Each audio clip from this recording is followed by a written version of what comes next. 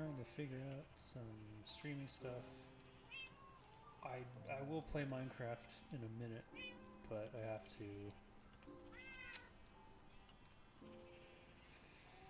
figure out what the hell I'm doing with Restream. And if you have any questions about game design, game development, or the stupid shit I do in Minecraft, let me know. How do you capture... So I'm trying to put Restream chat into the game, and I can't figure out which group in OBS I'm supposed to use. It's not text GEI, is it? Is it a scene? It's not a scene. Is it a media source? Maybe it's a media source? I'll try this.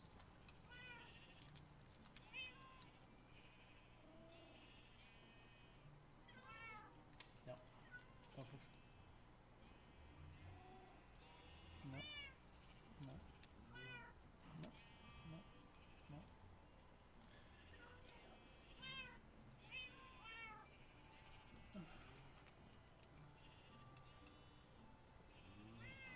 Alright, I can't figure this out. I feel like a dum-dum. How to get Restream chat in OBS. Which side of the line between Restream translation and embed? Restream source. Copy this. Yeah, did all that. Oh, now I have to click here. Okay, fine. The first option to appear is the chat section. Click size up the screen. The first option to appear is the embed section. From this page, you can edit many functions in the embed section. Yeah, I know that. From OBS browser? Okay. Fine. I never would have guessed that. Browser. You just added a browser source.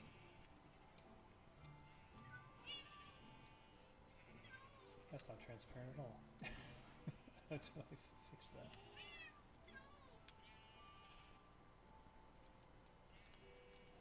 Boy. Not helpful.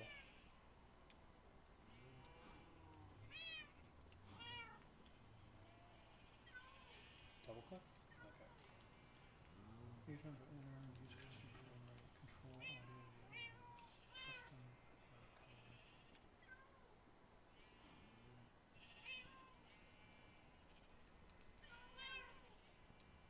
I don't think that's going to show. So is this loading?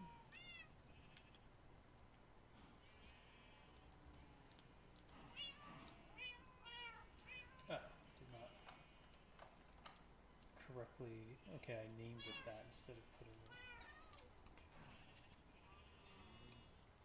All right.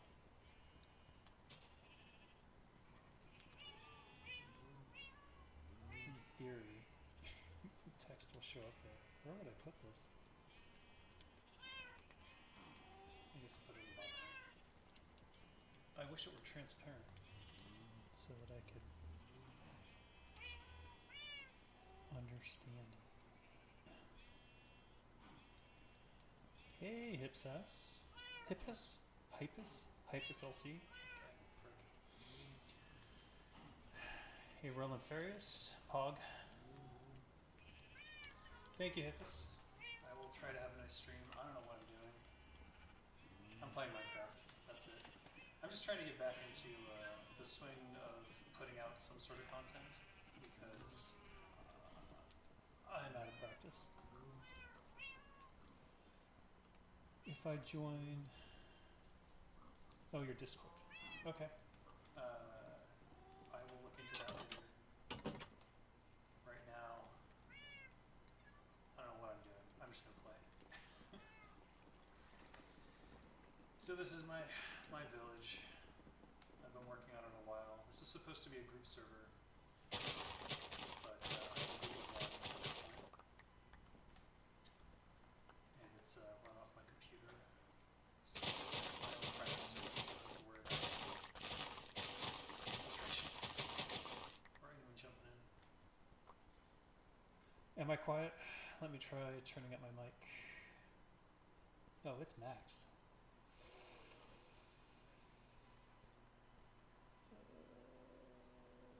Okay, I think I would have to edit the actual audio. Let's see. Device properties, additional device properties, levels. Ooh, it's almost maxed. Advanced? No. Unfortunately, that's about as high as it goes. Is it really so? Can you not hear me at all? If I get closer, is it better? Maybe there's a property on OBS. There's not. Maybe there's an audio setting. There is not. Wow. So I just got this mic. It is a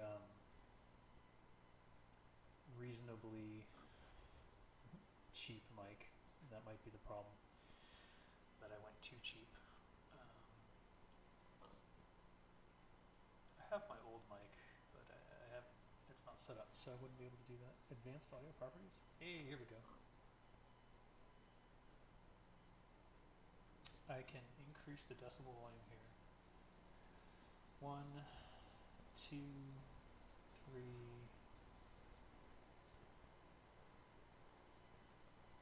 I forget how decibels work. Should I be incrementing in much larger increments? Is it like 10? Would 10 be a good gain? Is this better? Oh, okay. You increased your volume, and I increased my volume. Please don't deafen yourself. That would be upsetting. Also, I have a webcam. I don't know. Do we do the webcam? Oh. Suicidal squid. You don't see that every day. Unless you're playing Minecraft, then you do see it every day. Alright. Let me see.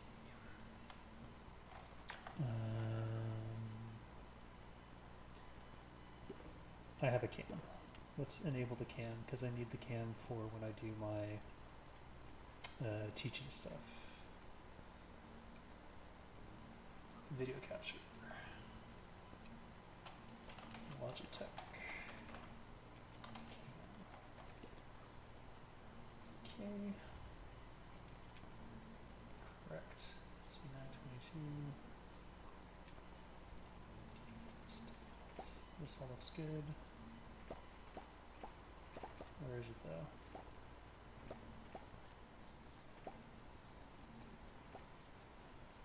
It's not working. Configure video.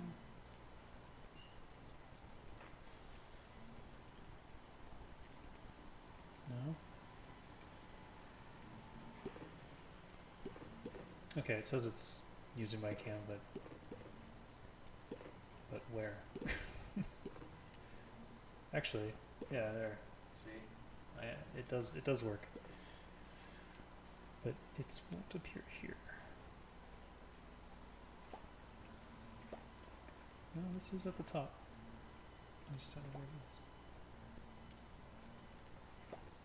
it is. Hello. Okay. I do need this cam to work, so I do have to figure this out. It is at the top. It should be appearing. No, that's not helping. Is it hidden? No, it's not. Okay. Now I'm confused. Now I'm very confused. Why does it think it's an audio source? Wait a minute. Oh, I feel like a boomer. I'm not that old, but okay, I'm pretty old. Yeah. No, not VLC. It is video capture device, right? Alright, I'm gonna go back to the talkie head and see what I did there. What are the properties here? It's all the same. Yeah, it's all the same. This should work. So why isn't it working?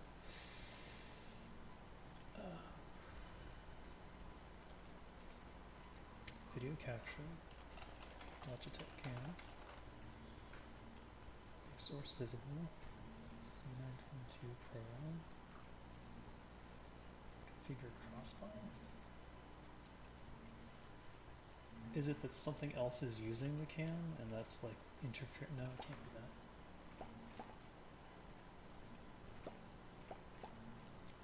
Show settings? Show you the settings? Is that what you're asking? Here you go. Does this help? I should be seeing the cam right here, right?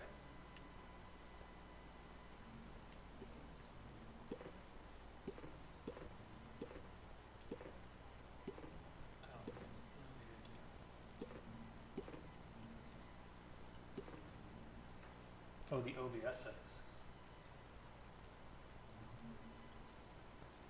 Did that bee just move me? Wow. Yeah.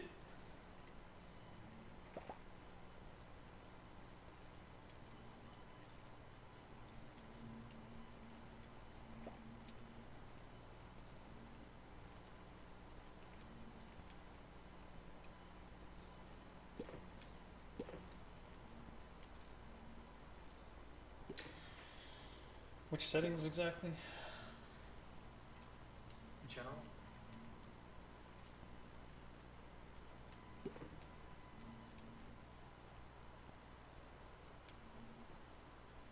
I have no idea. Total boomer day. That's all I can say. Scene collection.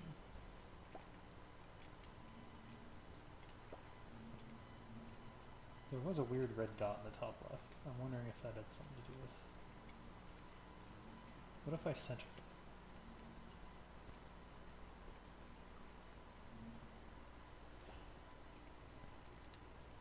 I can't. A new scene? Yeah. Let's do that. I'll call this Minecraft. And we will start with our video capture device. Add existing. Nope, didn't work there either.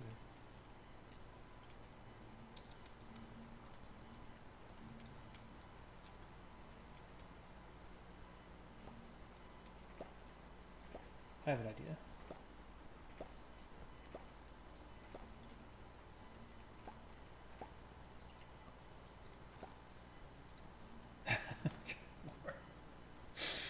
All right.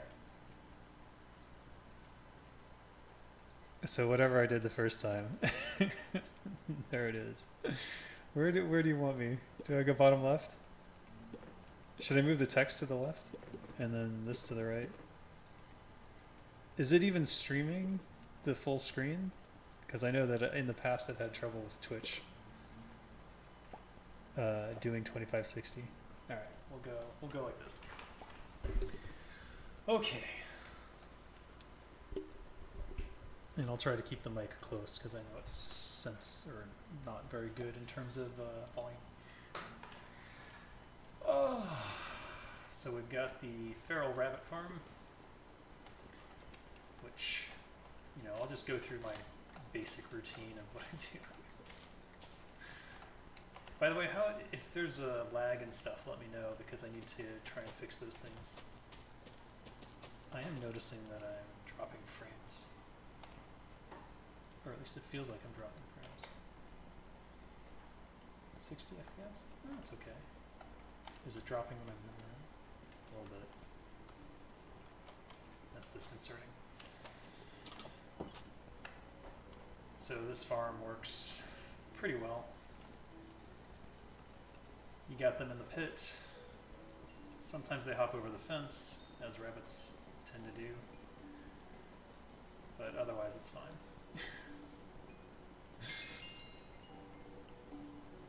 Yeah, I'm going to get back to TFT. So what happened was I built a new machine. And in that process, obviously, I moved all my files over. And I simply lost track of all the things I was supposed to do. There. That's what you do with the rabbits. And then I've built the farm such that all the parts will disseminate down here, and then you can grab like the rabbit's feet and stuff. Though I'm just gonna leave them there for now. And then this is my chicken farm, and this is the Chicken Flinger 5000. I will demonstrate its awesome powers in just a moment. So I use the, I don't know if you've seen this trick, probably. So that's one firing. You kill this, and then if you're fast enough, which I wasn't, no, I was too slow. Definitely a boomer day. Oh my god. I'm definitely lagging from something that's causing me to... There we go. Behold in all its glory. It only took me a day to set this up, but I'm so proud. TFT did not stop because of Reforged, because I saved a... By the way, I don't know if you can hear me over the Chicken Flinger 4000, so let me move up here. Get a little bit away from it. The TFT playthrough stopped because of some trouble I had with my machine, and then I had to build a new machine. But I'm using a saved folder of the unforged original TFT, and I saved that in the transition to the new computer, and I even started it up once to see if it would work, and it did work, though I haven't tried to stream with it yet, and I'm kind of afraid to. And also, I didn't see my save files, so I'm afraid that if I may have to do another... I may have to start from scratch, which I don't want to do, but maybe I will. But I have to be really, really in the mood if I'm going to start from scratch. So I'm kind of waiting to see how that goes. Generally, you don't want to fill this up too much. Actually, I'm just going to let it run. Who cares? But, so this was entirely full, and as you can see, it's working through all the eggs pretty quick. Yeah, I could cheat to where I was. That is actually a good point. I'm going to move the chat over so that I can see it. There we go. Yeah, I could cheat to where I was. Oh, it's interesting. I've got people on Twitch and on YouTube. Restream is pretty cool. Okay, I didn't give it enough credit before. I thought it was sort of gimmicky, but actually Restream seems to be doing a very good job of combining all the chats together. Okay, I should stop this thing. I just love that machine. It's really simple too. It literally is just a cascading thing of chests with eggs in them. And if you want to if you want it to be super optimized, you probably just want to have double chest here, double chest there, and have it going all the way up maybe to one chest up at the top that streams into two chests. This way is, I just started the design here and had one initially, and then I grew from that when I should just redo this. Maybe I'll empty it out one day. But it is just hoppers and then circuits on those, and then one circuit here, and then you light it up and then slap down the red dust and pick it back up, and it'll go into this insane frenzy of firing chickens. It's beautiful, just beautiful. Let me show you my castle. Actually, maybe it's more impressive if I start from the outside of the castle. Yeah, let's do that.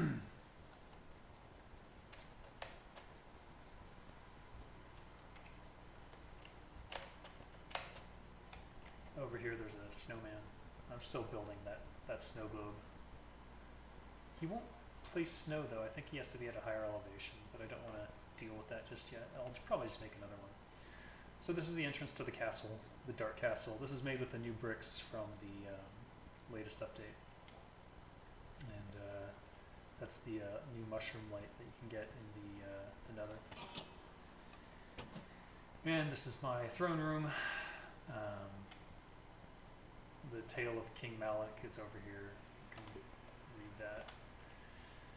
And just some various pieces of armor that I've put up. I haven't put stories for all of them, but eventually they'll all have stories. And then the actual throne itself.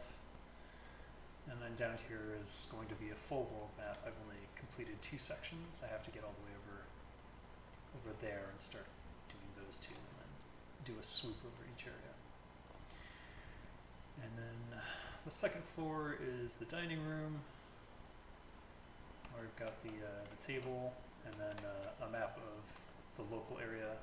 This is the castle that we're currently in, and that's the main house that I started in. And then this is my this section here, I'll show you in a minute, goes up to the sky, so you can launch from there using Elytra, and this takes you to the end, which I might go to get some more shulker boxes. And then we have a little side window here, and the rooftop. Oh, you can see the effectively the Minecraft cart ride to nowhere.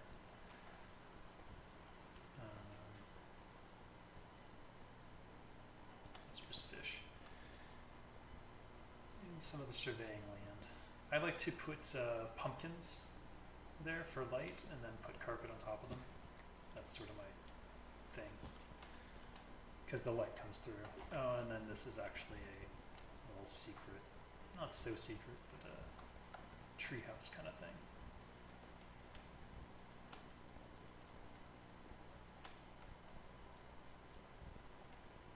And from here you can see that there's a rainbow and pumpkin farm over there. That's where the horse stable is. You can go fishing over there.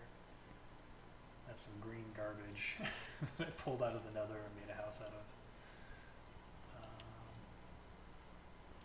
Nothing terribly exciting, honestly.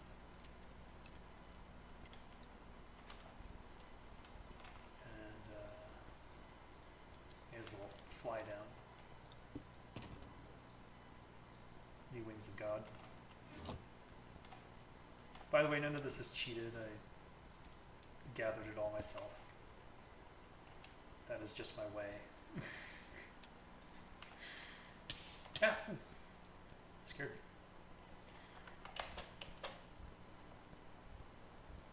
Oh! Okay. And then this takes you to the end.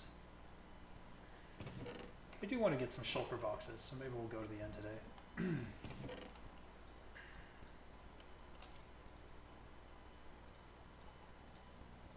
Though going to the end is dangerous, simply because if you fall and fail to catch yourself, you lose all your shit. And I've gotten the best things you possibly can. Oh, you know what? Mending. I have a guy who sells mending books, and because of it I kind of went a little crazy because I'd never done that before.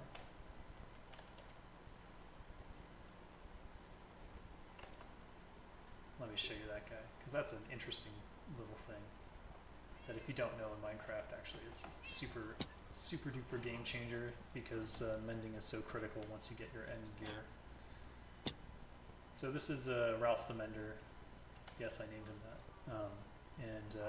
He started with mending, and the way you get that is if you bring a villager to your town, or if you de-zombify one or whatever, when you place the lectern, he'll take the job of librarian, and then you have a chance at him having a mending, of him selling you a mending book.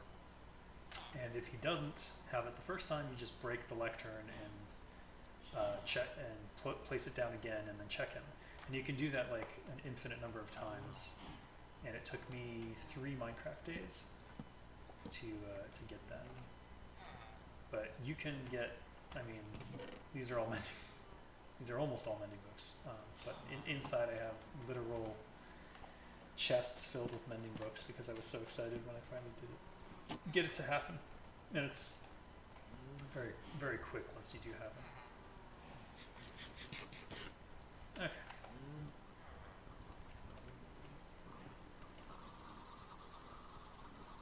Let's go to the end. Let me make sure I have all the stuff I need for that. Yeah, we're good. We're good. Oh, I like my little waterfall. I just did this yesterday. I'm starting to play with the terracotta and stuff, so you can make the cool little patterns. And there's my horse Greymane and my riding pig. What do I name you? Warhog. Very clever.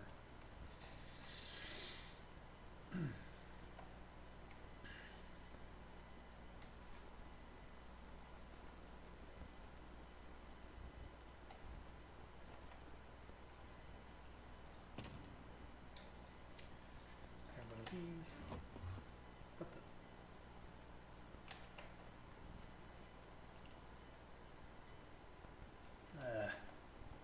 Sounded like an Enderman. They do like to hang around now.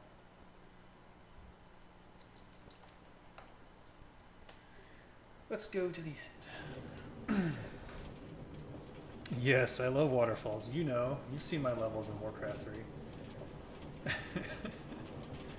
Oh, Skybolt's almost dead. That's gonna be a shame. Typically what I like to do is just before an item breaks, I guess I could repair it. Yeah, I could repair it.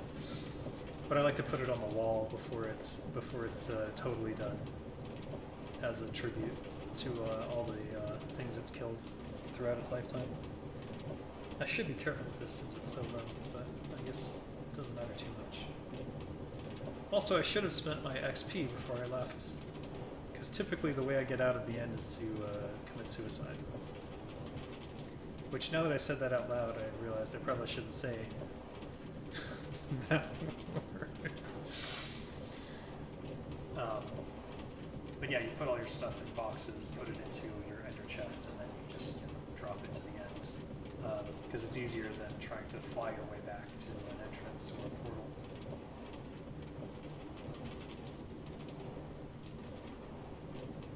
Also, I'm wondering if I even have ender eyes on me, or if I'll have to get some when I get there. I think one of my chest sets.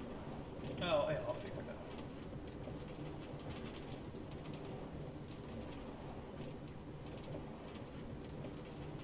I hate those guys.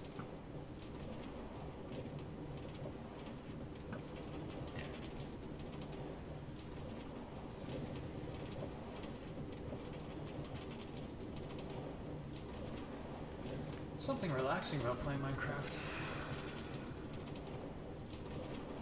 It's sort of like a pure creation kind of tool set, where you don't have to, where you could literally do anything if you wanted to.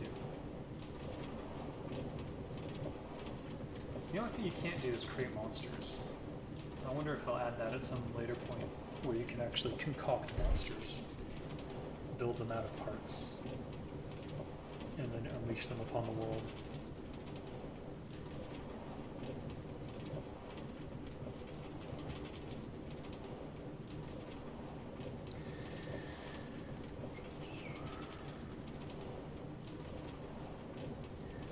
There's one thing I haven't done yet in this world, and that's I haven't found a temple in the sea yet, which is weird because that's normally one of the first things I find in Invade.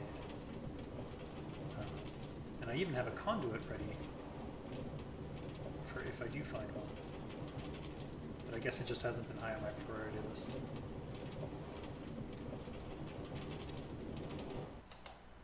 Here we are. Okay, so we don't need that. We don't need that. Probably don't need all these boxes, but I'd like to keep a few. What we do need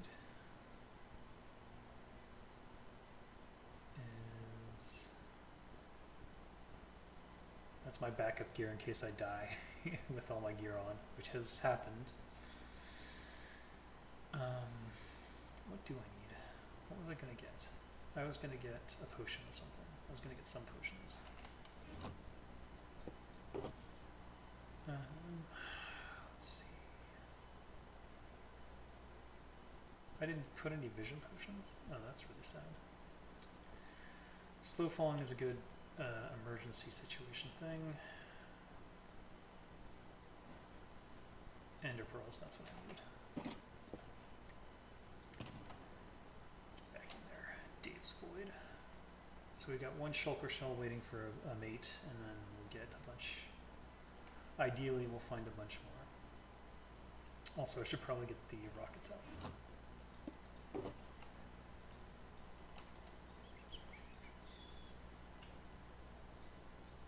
It's kind of running low on those two, so I'll have to go hunting for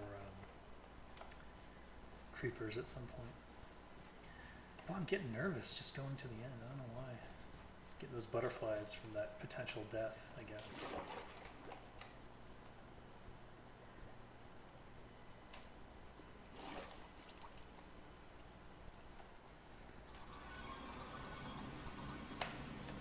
As you can see, I have obviously already defeated the dragon and all that, and I've even set up a mostly unsuccessful tree farm. Oh, that just spawned.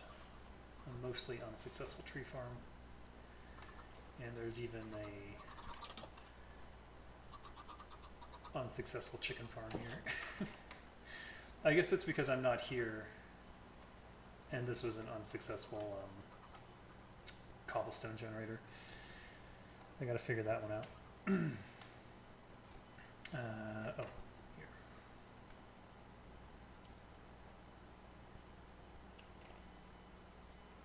This here, and get this ready, and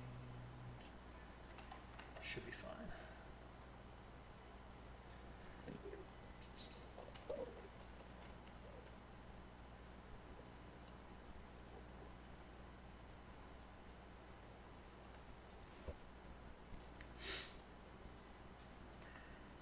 Let's have a snack.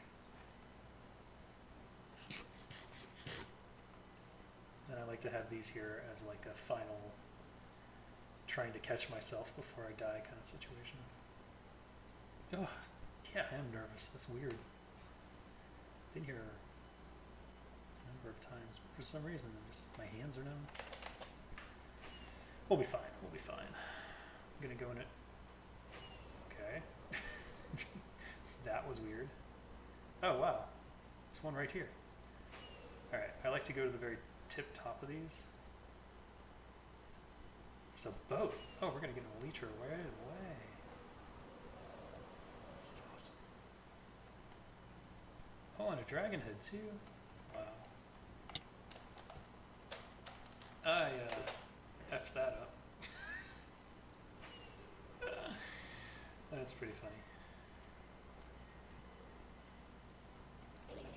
Ooh. Yeah, you can hear them already shooting at me. Wow, what luck. What luck.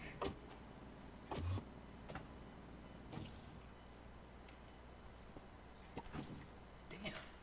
Right away. Today's my lucky day, I guess. Alright, if we're gonna fight stuff.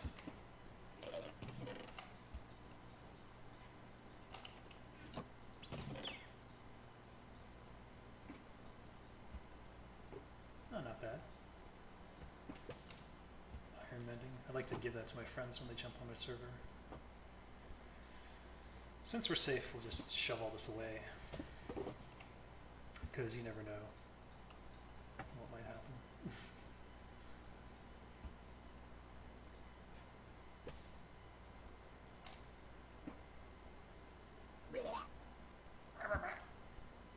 You don't scare me.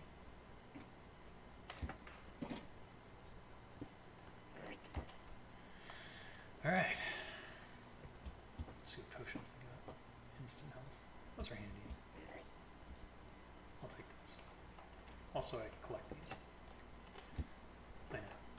Weird. Oh. Oh. Uh-oh.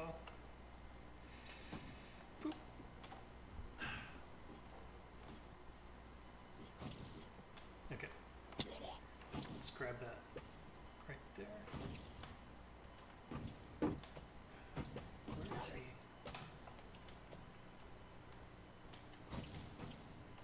Inside? There he is.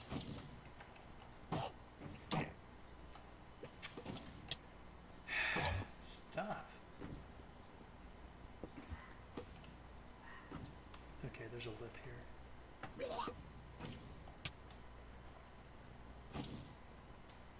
are you? Did he die?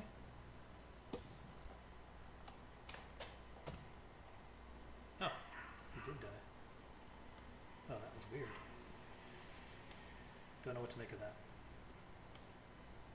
I'm just gonna drink this and chuck it off the building like a dirty savage. Okay.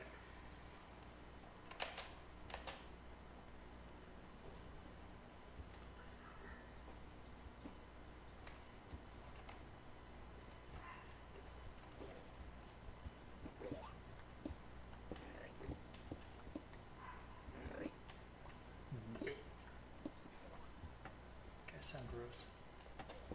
Wait. In here. Perfect. Oh. That is not one of them. Shoot. No! Exactly wrong. Just did everything exactly wrong. Okay. Oh, they're shooting each other. That's why he's dying. Typically, I prefer to hit these with my sword because the sword has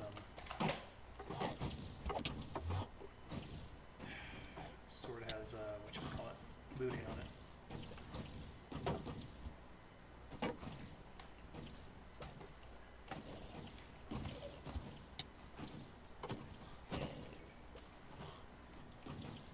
I don't see any shulkers. Alright, this is impossible, so I'm just gonna, I have to thin this herd.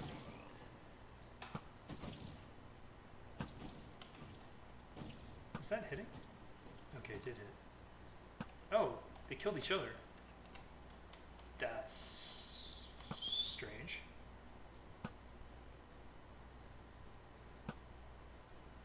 I guess I technically knew they could do that, I just didn't think it was quite so frequent. It's really weird. I'm not buying followers. Why would I do that? Unbreaking 3, Fortune 3 pickaxe. That is nice.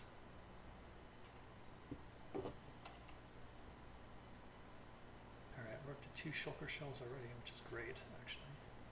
That's a great find. I mean, it's not like I need anything, let's be real. But it is nice to find these things. Okay, brewing stand goes in there. I want to hold on to these.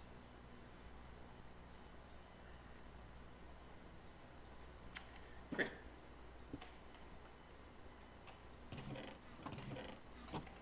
I may as well collect these as well. They'll be useful if I want to make the shulker boxes while I'm here. Let me see.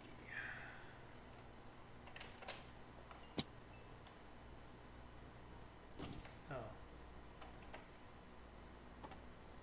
He just shot his friend.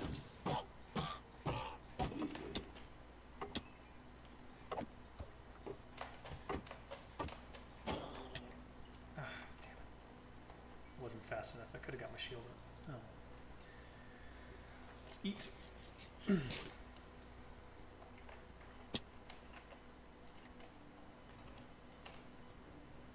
8 shulker boxes. I did not think I killed that many. Did each one drop on me? Also, I need more of these end rods. These are quite nice. So, I'm going to go upwards from here.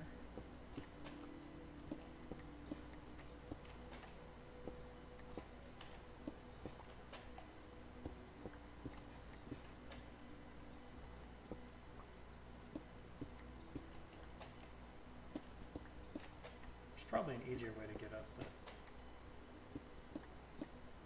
this one makes me feel safe. Don't ask me why. Even though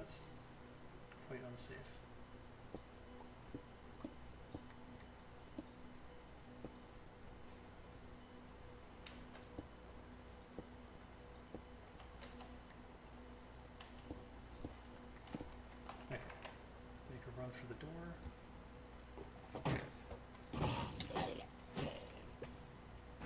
Did drop? No, I didn't. Not drop one.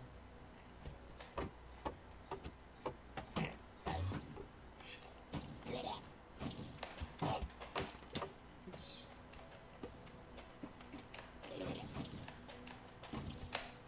Oh. Got him.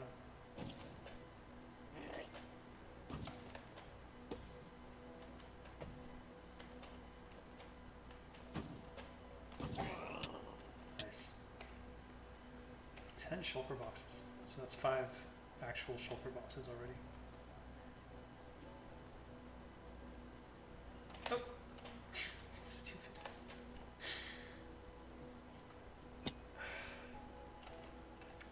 Struggle is real. A little too real. Okay. This place is huge, actually, now that I'm looking at it.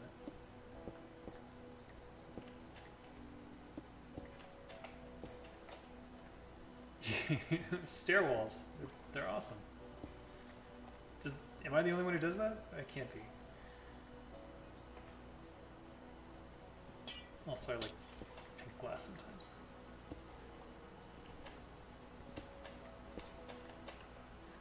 By the way, if you have any questions about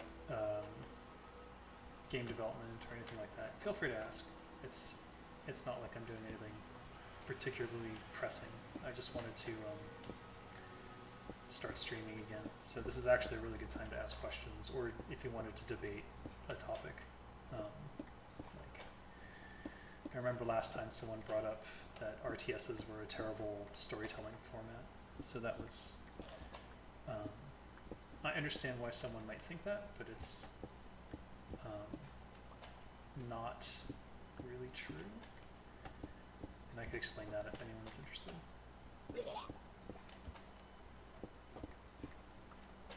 Yeah, I'm doing good. You know, I'm out in Thailand, and Thailand is actually doing really well with the COVID situation. So I'm probably suffering less than a lot of people. A lot of people I know in the States. Oh, shoot. Shoot.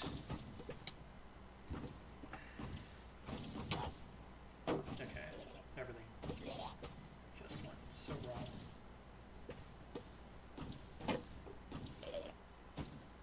I'm going to avoid shooting these guys. Oh. Come on. Okay, got him. He dropped one. That's good. Oh, shoot. You get all right on top of the teleport, I guess. I still haven't figured out exactly what causes that, but it seems to be proximity. I think it's to prevent you from cheesing them. That is to say, like, if you were to be floating up and you were right underneath one, it would prevent that. No, just teleported. I got too close. Oh, here we go. Shoot. This is not optimal. This is very not optimal. Okay. Now they're getting annoying. Okay, someone just died, and I don't know where he died, which is bad because then I can't pick up the shulker. How did that hit? Are you kidding me? What?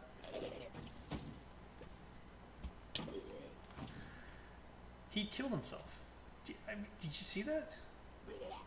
I didn't hit him at all.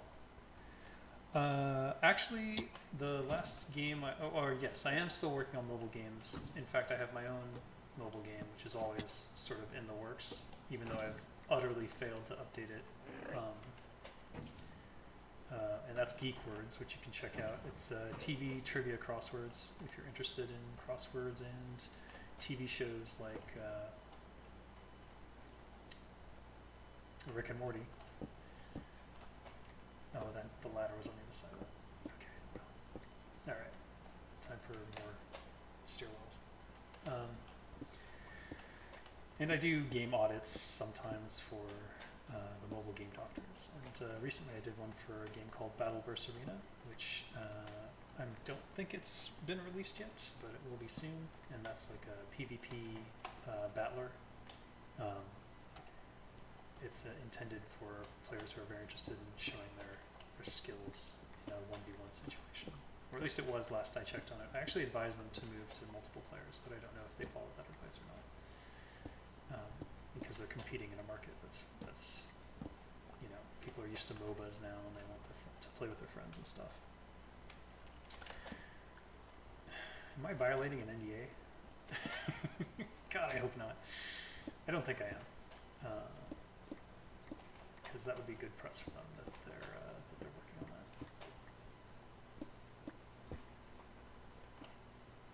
that. But actually, the last big game I worked on was Wasteland 3, which should come out in September. And I wrote. I was primarily a writer for Wasteland 3. And so you can see, you can see my work.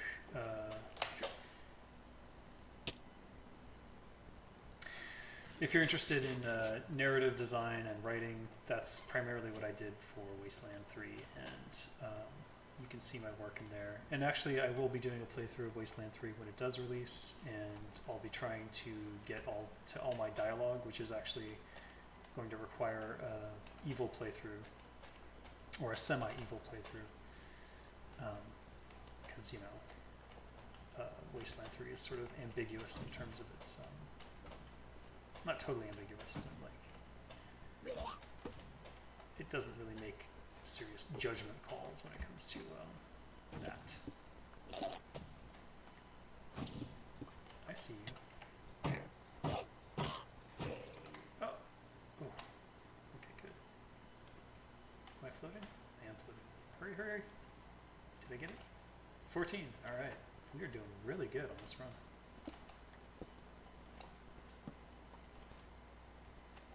I might get tied for the record of shulker boxes in one run, which was actually 30, if it keeps up at this rate. This one area is like just massive, so it's quite fortunate. So if we get on the roof, it'll be easier to see where to go next, and I can just fly there.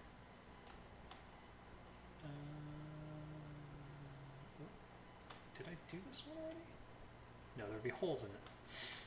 Actually, I forgot to do what I normally do, which is I like to put a pumpkin on the top so I know which ones I've been to. Silly me. Oh, you love Wasteland 2? Yeah, Wasteland 3, I think it's even better. I really, really enjoyed working on it. In fact, I was really upset when they, when it came to an end. I hope that one day I'll get to work with those guys again, because it was really cool working with a full writing staff of people who've been in the industry for a long time. I was really impressed with everyone. And you know, if you've heard my rants before, I don't pull punches. If I was dealing with assholes, I'd certainly have said it. But no, everyone on that project was absolutely amazing. So that was rare, and also getting to work on something that I really enjoy writing for. That's also rare these days. So Wasteland 3 was pretty tremendous for me, and so I'm very grateful to the In Exile guys that I got to do that. And I don't know, maybe if they have another project, or they do an expansion for Wasteland 3, or there's a Wasteland 4, maybe they'll ring me up again. Who knows? Also, that made it sound like I was just saying those things because they might ring me up again, and that is not the case at all. I want to assure you that I actually did enjoy working with those guys. It's hard when you're as cynical as I am, because I know how I can unintentionally come off as sarcastic when I'm actually being genuine.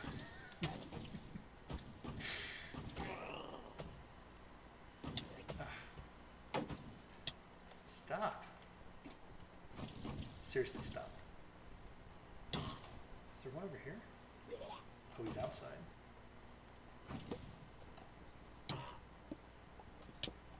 Where is he? Wait. Oh, he's getting shot by his own friend. Okay. Okay. Okay. Jesus. Alright, that's enough.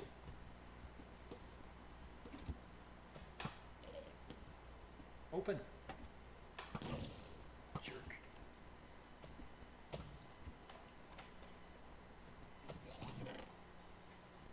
Nice. Not as nice as I thought. It's still nice. So yeah, Wasteland 3. Real soon, September. It's also been a long time since I've played a good tactics RPG game, so I'm actually just as excited about that as I am any of the other stuff. Alright. Something's still shooting at me, but I can't see it, so I'm just going to assume I'm safe.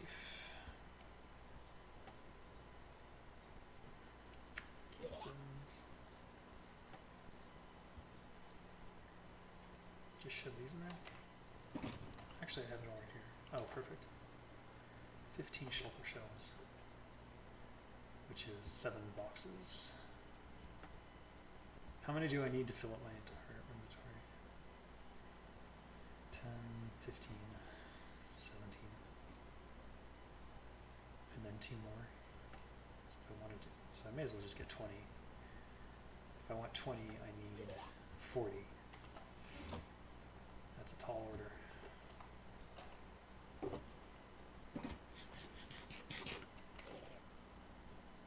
did I just do? I just swapped arrows.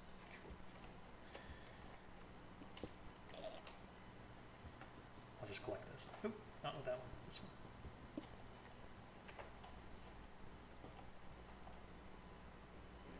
I hear him, but I don't see him. Oh, he's at the door. That's fine. There's another one. Where? It must be below. Ah! Shit. Oh, non-optimal. Definitely not optimal.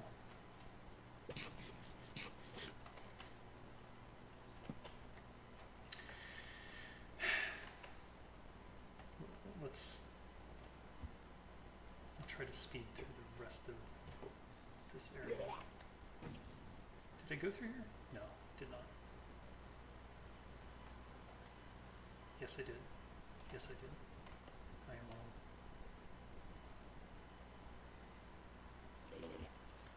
You know what? I can just rocket back up here. Let's go get it.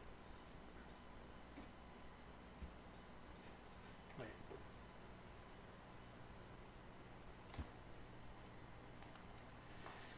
In Exile's next project is going to be way bigger in scale, more of a AAA style RPG. I don't know. I just know I worked on Wasteland 3 and it was really cool. So, even if I did know, I couldn't say anything, right? So, wait, did it actually drop into the abyss? Oh, okay. Man, that would have been really upsetting. Let's swap. Okay. So you would think with being purchased by, oops, I touched them. It's when you touch them they seem to teleport away. That's really annoying. Where are you? Ooh, nice. Yeah, you would think with Microsoft funding that they wouldn't have had to let any writers go, but they let most of their writing staff go. It was weird. And they were all really good too, so it's sort of like, why? But I cannot feign to imagine the minds of people in charge. I'm sure they have plenty of concerns. Or maybe I suck. I mean, that is always a possibility I have to potentially accept, is that maybe I was bad and that they didn't like anything I wrote. Maybe they're rewriting it all right now. Who knows? I'm just kidding. No, I actually know the people still on there, and they assured me that my work was good, which is always nice to hear. And they didn't say it like that, like in a patronizing way. They actually seemed to enjoy what I was writing. So it's good to have that affirmation every once in a while, because you never, it's so hard to tell with writing. Good luck with the chores. I hope that they are easy mode chores. Why am I walking up here when I could just walk it to the next thing? I guess I'm not used to using these yet.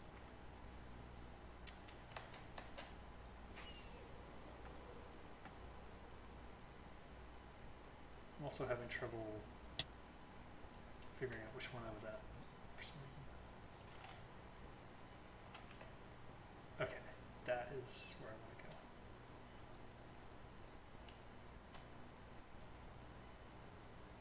go. Oh. Okay, I didn't do that. Let's do that one first, because it's over here. Because it's over here. Excuse me. Excuse me. Excuse me. Thank you.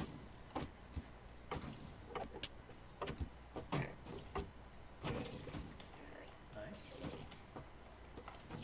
That's not a shulker. Okay. Oops.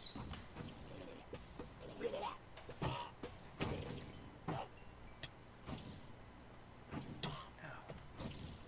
Over here. Don't get too close.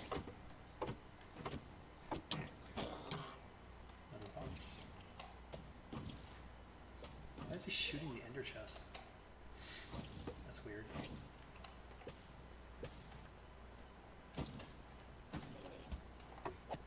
He just shot himself. Or did it bounce because of my shield? That's weird though, because normally it doesn't bounce when my shield hits it. It just sort of pops. Okay.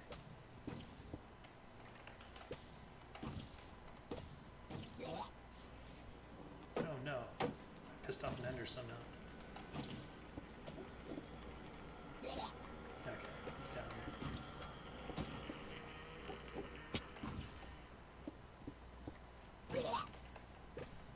Do you actually want to fight me? You do want to fight me.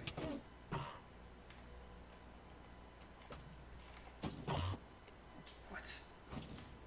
Oh, son of a... Oh, no. Sometimes I wonder if it's just better to take the hit and float up. Eat some chicken. Did I meet Brian Fargo? Did I? I don't think so. No, I didn't. I would remember. No, I met someone else who's important. I had to interview with him before I got the job. I can't. Who's the other guy? Maybe it was Fargo. Oh man, I feel like a chump not being able to remember this. To be fair, it was almost a year ago now that I did the interview, because then I was on the project for like 6 to 8 months.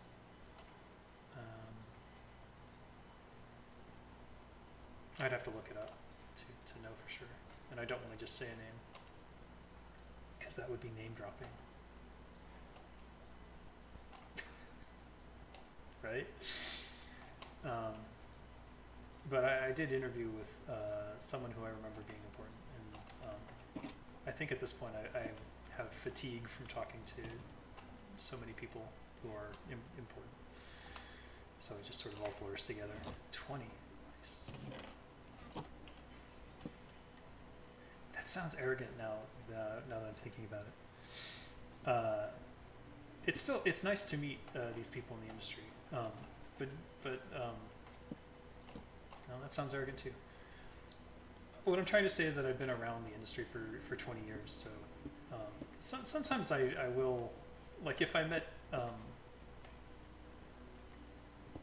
Miyamoto or something, I'd certainly fangirl. But that's because, you know, I was literally, what, 5 or 6 years old when I was playing his games, and it feels like a million years ago at this point. Did I go? I did. I did. Okay, good. Good to know. But yeah, I don't get phased too much by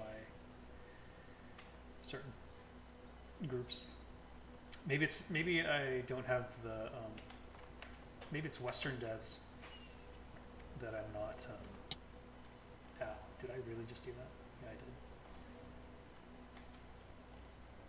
Where's the other? All right, I gotta spot a shulker somewhere. Was it that one? Maybe it was.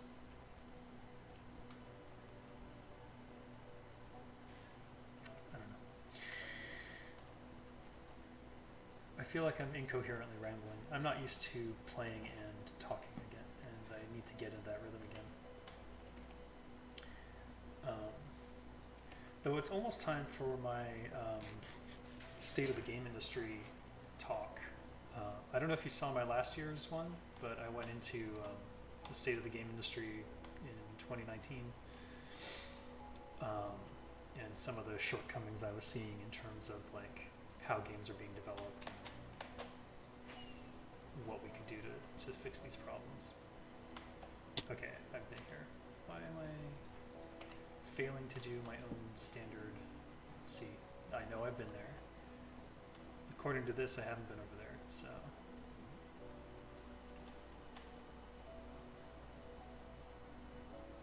But did I go? Yeah. Brian Fargo is the godfather of RPGs. I mean, yeah, Bard's Tale was the first one. It's on mobile now, and they updated it a bit.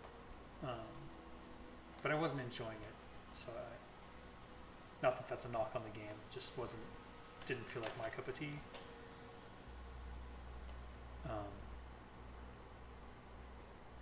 You would think it would be, huh? Okay, I heard that. I hear you. I hear you, shoulder. And so I'm going to fly away instead of stopping there. Whoa, whoa, whoa, whoa, whoa, whoa. Ah, there you are. Hey, I touched him and he didn't. Okay, he did. What? That was weird. Where was that from? Biznitch. How is this fair? Oh. Oh, okay. Now, this is trouble. This is definitely trouble. Okay. Where is he?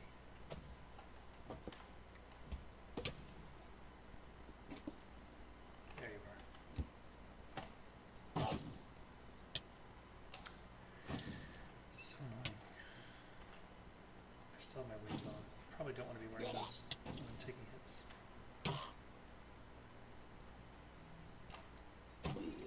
Oh, of course you did.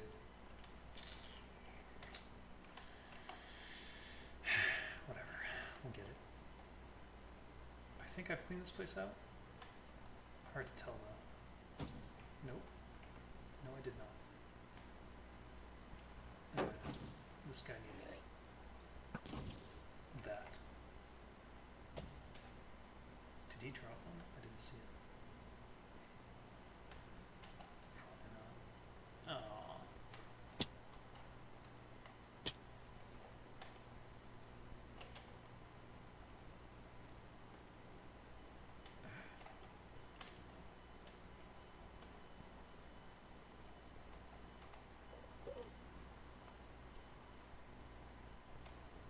Oof. Let's eat some chicken before we die.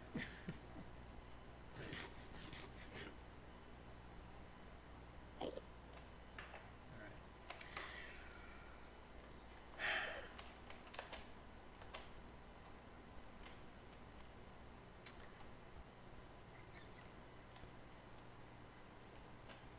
So, if Brian Fargo is the father of grandfather, godfather, yeah, that's a better word.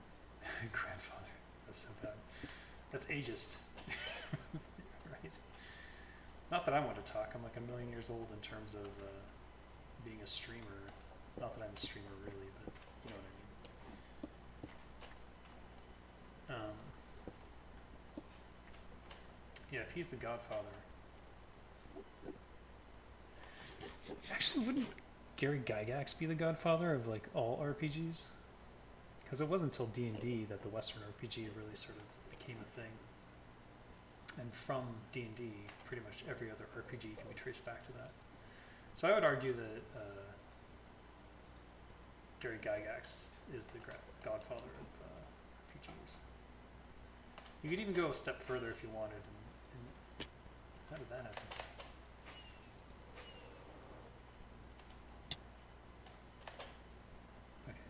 I see. I was not in glider mode, that's why. Let's do one final pass in this area before we move on. Okay, I definitely... Yeah, okay. Good thing I did. Definitely gonna switch. It's gotta be faster. I mean, D&D was originally what got me interested in RPGs at all. It was the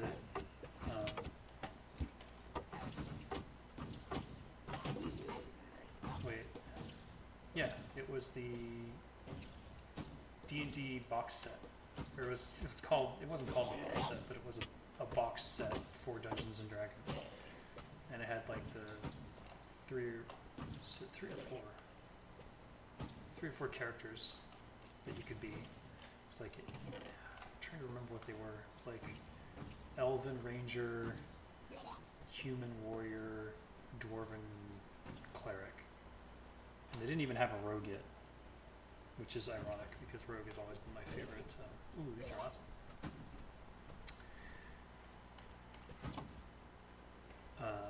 Rogue has always been my favorite character class.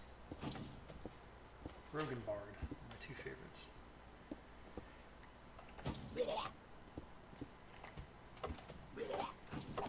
Oh, nice.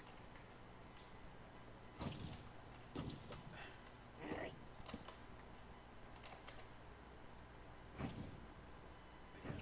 So I'd say Gary Gygax is the godfather. Where are you? Oh, jeez. Oh, that's bad. Oh, he didn't drop. It's a chicken.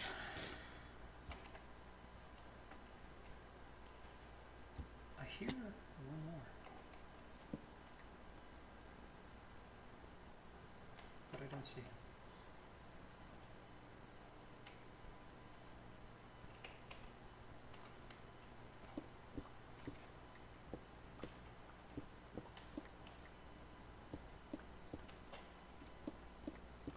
Definitely hear him.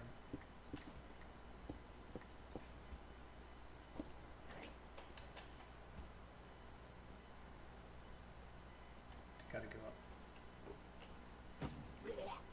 Oh. Whoa. Okay. I know where he is.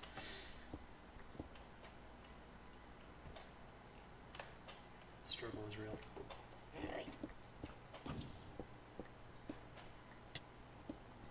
Thank you.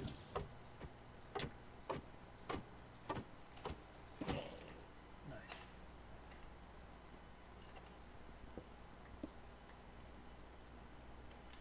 Oh, okay.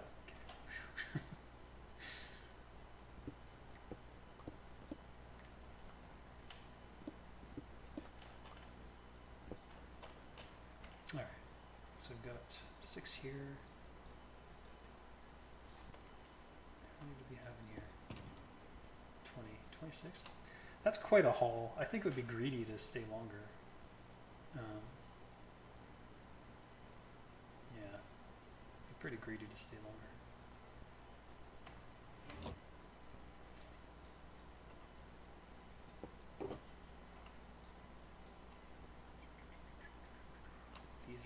here.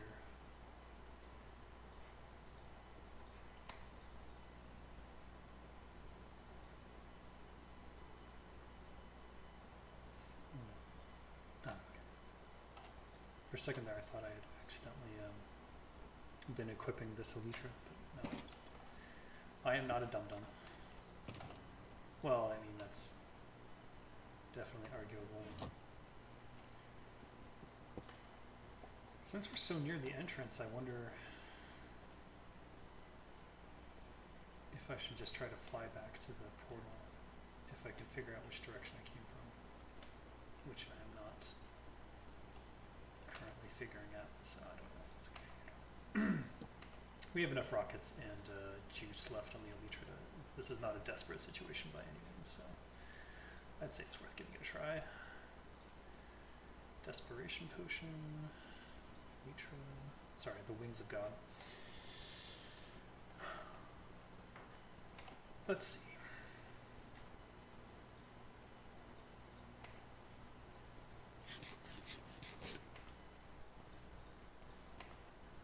Because if I could find my way back, that's even better than having to.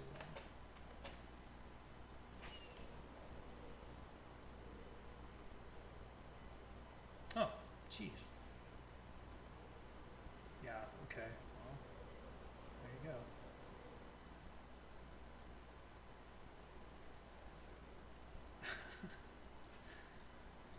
Just my lucky day.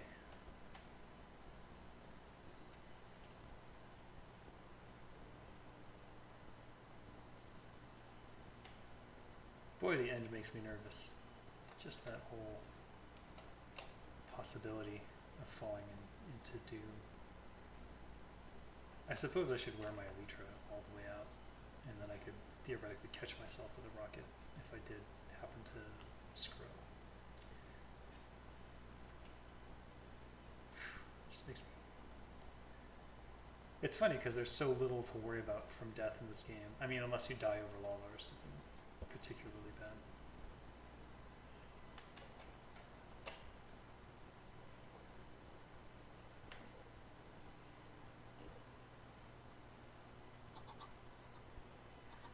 So yeah, I was considering living in the end for a little bit, just for fun, but then once it took me a long time to get the first Elytra, but once I got it, I sort of gave up on that idea of living here. Just a question from something you said earlier, but do writers usually get let go after finishing a project? I've seen it happen before, but I'm not sure if it is common. Actually, okay, so that's a really good question, and it depends on two factors.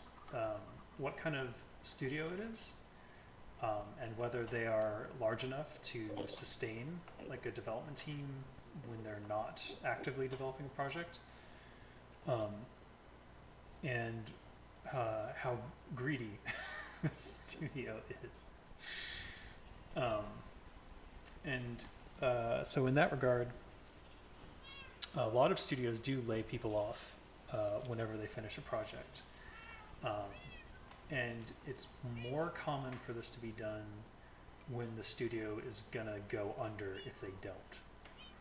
But that's not an excuse. It just is. It is what it is.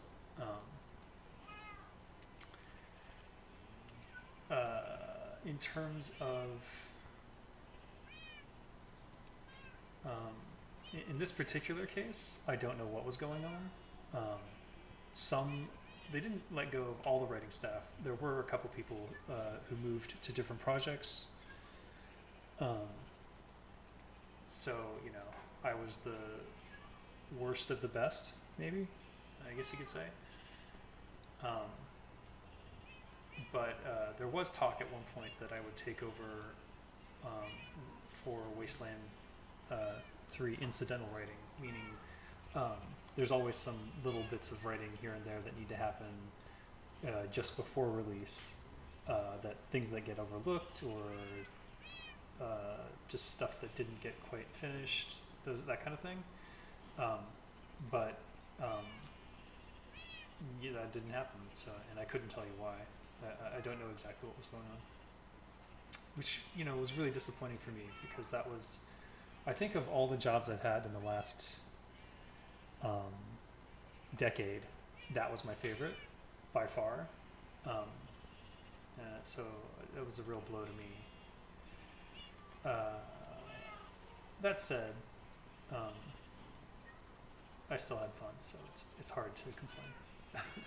And I got paid, so it's not like I got screwed or anything. And I am a freelancer and a contractor, and I understand that sort of working relationship. So it's not like I was a full-time employee who got laid off. It's not like the situation where with Blizzard they laid off 800 people. Like that was total bonzo clusterfuck bullshit. So it's not like that. But it just, obviously I would have preferred to stay with that job because I really enjoyed it so much, and working with the people there. But it's a small industry, and things happen and new projects get started. There's a good chance that I'll work with at least a few of those people again. So I'm nonplussed about it. Just disappointed that I didn't get to continue for the foreseeable future doing something that I was really enjoying. I almost thought I left that Pandora's box in the out in the realm. That would have been bad. Fortunately, I did not.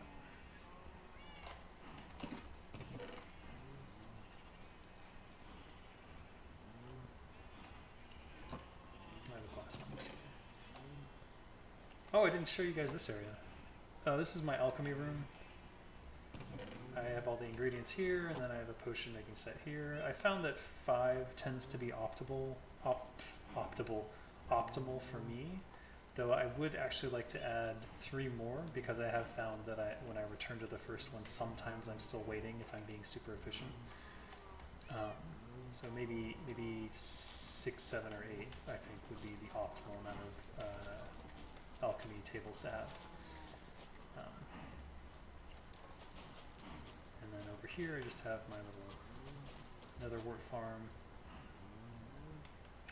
As you can tell, I really love playing with those terracotta blocks. And then this is just collections of stuff. I actually moved most of my terracotta to a fancy box. I'll show you that in a second. And then coal and wool, concrete. I gotta get more concrete going, actually. Now thinking about it. And then junk. Okay. Oh, and there's a secret room over here. This is where I keep all the new garbage. Which, this is one of the types, or these are a couple types in the new nether. And then what I was doing was, if you place this mycelium, this warped mycelium, you throw bone meal on it, you can produce the extra shrooms, these new shrooms, the warped fungus. And then I've got a secret hidey hole in this tunnel apparatus, which you can only get through if you use the trapdoors. There's nothing on the other end, it's just for a later secret tree cove, which I haven't done yet.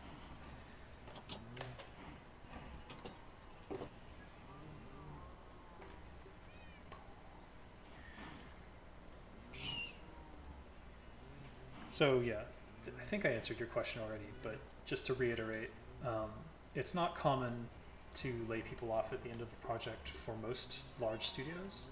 It is common for studios that were just producing one thing and then they were going to get out, which happens fairly frequently, honestly. And then, of course, the workers get screwed, so not good. It's not good. Not that I have to say that, but I did. So, but that was not the case with In Exile.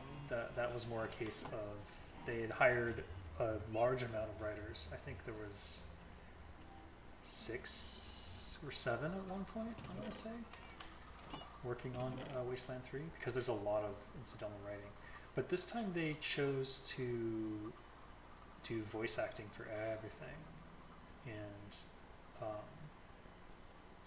that's a huge burden in terms of um, voice actor time and spending. And I imagine they made that decision because they got picked up by Microsoft. But I think it might have, you know, it's leads to some decisions that might not be the best for the game. And it certainly reduces your versatility when you know that, I mean, ultimately there has to be a cutoff point where it's like, this needs to be voice acted, therefore we have to stop doing new stuff now. And once that happens, you're stuck with what you're stuck with. So, I understand why they did it though. They're competing in the modern market, and in the modern market everyone is voice acting everything. So you kind of have to do that. Sorry, just taking stock of everything in here real quick.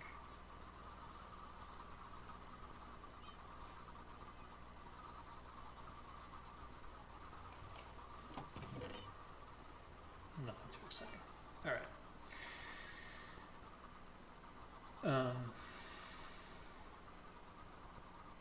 Yeah, it's just unfortunate that they couldn't, that they didn't have something for everyone to move to, because I think that would have been a better situation than what occurred. But what happened happened. So, you know, what can you say? And that's, you know, that's why I don't mind freelancing though, because I expect it. And when you expect that to happen, it's hard to get too butthurt about it.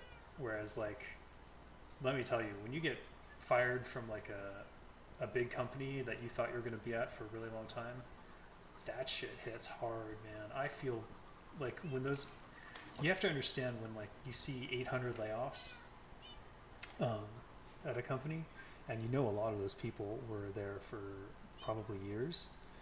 Though I do suspect that it was sort of a first in, first out situation where it was the people who had been there the shortest time were the ones laid off. I'm talking about Blizzard again, sorry. And a lot of them were in esports, so we know that was young. But even still, those people, and I'm sure many of you have already experienced this, but those people who are in a position where they're working at a desk job and it sort of becomes your second home. You know, you move stuff to your desk, you got your friends at the office, it becomes your second life. It becomes your life away from home. And if you don't have a family and like a life away from home yet, then that second home at work, which it's supposed to be, you know, like a second, not necessarily home, but a second place to sort of socialize and like have a group, that becomes your first home. It feels like it is a home. And when people get fired in that situation, it's really painful. That can leave permanent scars. There are people I know who basically have, I personally have some trauma from being let go from Blizzard, because that really wrecked me. I had been there for 5 years. I had a bookcase full of stuff, Legos and all these toys and stuff that I picked up over the years. And so when I got let go and I had to move all that shit out, that was a hard day. And I remember it was only like a year and a half later, or maybe 2 years later, when they laid off a bunch of the quest designers for World of Warcraft, and that was like in the newspapers too. Though, I mean, since we're talking 14 years ago, so you might not know about that. But that was a hard day for those people too, because, you know, they were quest designers for a while, and it was the most successful damn thing that the industry had seen in eons, like maybe ever. And to get laid off when you know that you did a good job, B, you're being laid off for petty reasons, because I happen to know what went down there, and the person who did this, who basically got these people laid off, it was a petty piece of garbage. He was even responsible for me being laid off. No, I wasn't laid off, I was technically fired. In California, it's at will employment though, so technically I guess I was let go, which has no connotation as to who's doing what, but no. Anyways, when those people got laid off, like that, what is the newspaper? Yeah, I know, okay, sorry. I'm boomering myself, I guess. It was in the magazines too. Do you, you know what a magazine is? Anyways, that's not the point. The point is that when you get laid off after you've been somewhere and you've sort of made it your home, like it leaves scars. It does, and all those people suffered, and that's one of the reasons that I became later on one of the main reasons that I became a freelancer and a contractor, because I never get hurt like that anymore. I know that I set the terms, and if it's not acceptable terms, I say no, and then I can never get hurt because I know what the trial period is, and if anything happens during that trial period and I don't like what's going on, I'm out. And they can do the same, and I don't begrudge them because I know that I can be difficult to work with for certain types of people. Because I'm not a cheerleader for a company. I'm not a corporate puppet. I'm never going to toe the party line. If something's wrong, I'm going to speak out, and that really can piss off certain types of people. Some companies embrace that. Some companies want you to tell them what's going on if something's wrong. But a lot of these companies are delusional, and they think that everything is perfectly happy-dappy and nothing's wrong. And then when you start pointing stuff out, they get really upset. And that's usually a warning, or I take that as a warning that I'm not going to be welcome there in the long term, and to start looking for a different contract or to just get my job done and get the hell out of there. And that, you know what? That's perfectly fine. It's it just means that I never have allegiance to a company, and I will always speak the truth, even if it's detrimental to my immediate employment. Because at the end of the day, I would rather be unemployed and doing my own thing than working for a studio or a company or having a boss that makes me feel like I am less than, if that makes sense. And I encourage everyone to adopt that attitude when it comes to, if you're going to work in a corporate environment, you cannot, don't get indoctrinated, don't drink the company Kool-Aid, know who you are, have a life outside the studio or wherever, if you're not in games, and make sure that you pay attention to your life outside the studio, and that you cultivate and develop that. Because if you don't have that and you do get laid off, it's a nightmare, and I don't want anyone to go through that kind of pain. I've been through it two, three times. I admit that the first time it hurt the most, and then the second time it was kind of like fine, and then the third time I just stopped caring, and then after that I was just I went from contract to contract because it just suits me better. But still, just be aware that pain, you might be surprised how much it can hurt, especially if you felt like you had built trust. I guess that's the real trap, is when you feel like you've built some level of trust with the people there, and then they betray you. Because ultimately that's what being fired feels like. It feels like a betrayal. Like, I gave you all this time, and what did I get in return? Also, that's another thing to be aware of, especially in the game industry, is, and I went over this in, I have a video on corporate necrosis on my YouTube that you should check out if you want to sort of know about the inner workings of these larger studios, and sort of how they think and operate. They treat you, I mean, they literally call us human resources. Like, isn't that kind of fucked up? I think it is. And it sickens me when I think about it too much, so I try not to. Yeah, we are not resources. We are human beings. We should be treated as human beings, not as resources. It's really it's really a shitty way to think about human beings as resources like that. It's gross, honestly. It is. And so yeah, that's sort of a warning sign that I look for at companies, is when they sort of treat you as a bottom line kind of thing, if that makes sense. Like if you're in the interview and they start talking about leveraging your skills and stuff, those are warning signs that you should be aware of.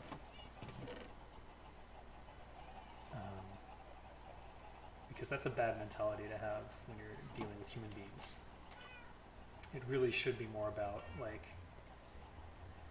I mean, I get it, it's transactional at the end of the day. And some people see their whole, like, every relationship is transactional, but that's how you get hurt, is when you forget that they're looking at the bottom line, and if you're not also looking at the bottom line, that's when you get screwed. So I encourage everyone who's going to work in the corporate world to treat it as a mercenary sort of thing. I did technically work for Microsoft. I even signed a Microsoft contract. So yeah.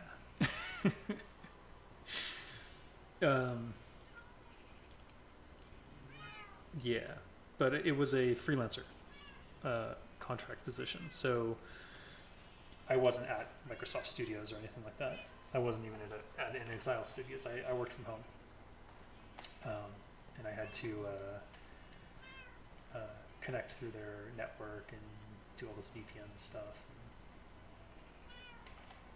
No big deal, really. Should I get punch 2 on this bow? Is it even worth it? Let's see how much to repair Skybolt. I'm curious how bad it is. Last I recall, it was pretty far along. No, not bad at all. Alright, Skybolt. Should I update the name? Nah, that's fine. Alright, Skybolt lives another month, basically. Alright, let me show you some crazy shit. So I don't. You remember the chicken flinger? So this is what you do after you've used the chicken flinger, and you want to repair all your gear. So I showed you earlier that everything has mending on it, and that's because you don't want your gear to be screwed. So you sit here and you feed chickens.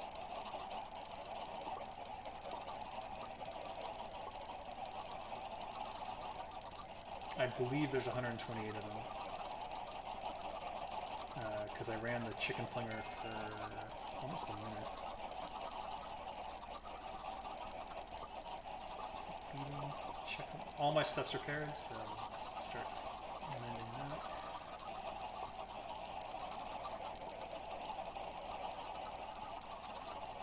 Okay, next one, Elytra. Keep feeding.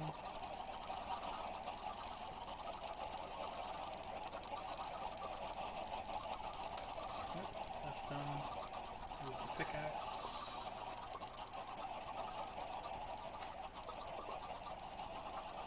Keep feeding.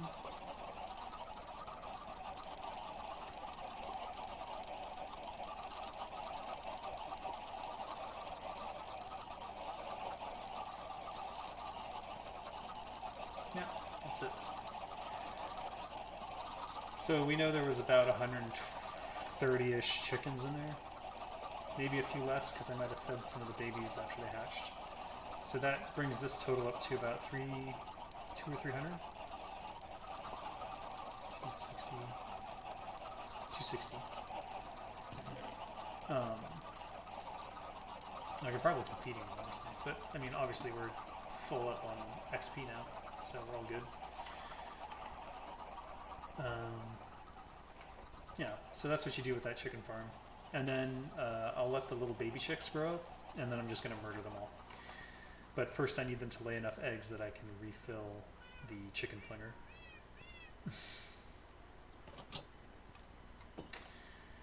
Which, if you didn't catch that earlier, I'll show you that again later. Back up here. So we've already got the angelic wings as backup for this, but I'm going to put that in there and oh, I've already got it. All right. I always put the unbreaking on the Elytra. Just grab another mending book.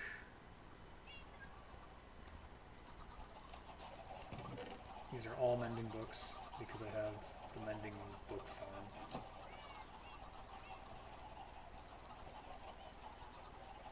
I don't think it matters what order. I'll do the more expensive one first. And now we need a name. I usually do angelic stuff, but I'm wearing the god wings, there's the angelic wings, and I think I have one other, but I can't remember. We'll call these demon wings? I need another word for wings. What's a good word for wings? Let's go to thesaurus.com. Hey, thesaurus. Wings. Foil. Eh. Demon feathers. Eh.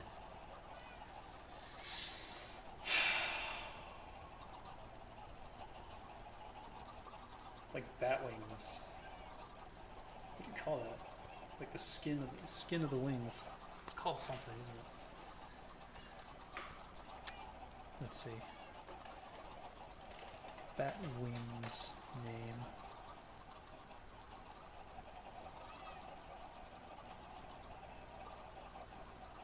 Chiroterra.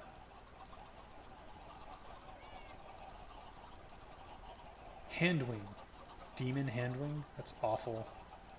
But Chiroterra sounds fucking cool. Oh, that's what we're doing. Wings of Chiroterra. Did I spell that correctly? I don't think I did. Cairo.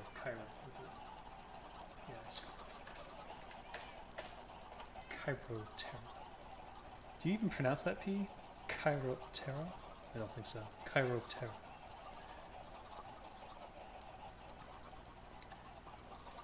Make sure I know what that means.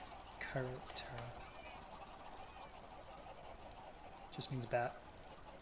Mammals of the order Chiroterra. Those are bats. Learn something new every day. Wings of Chiroterra. And now you get a cool item name. Yeah, I do a lot of naming of items and stuff in games as well, by the way, in case that wasn't clear.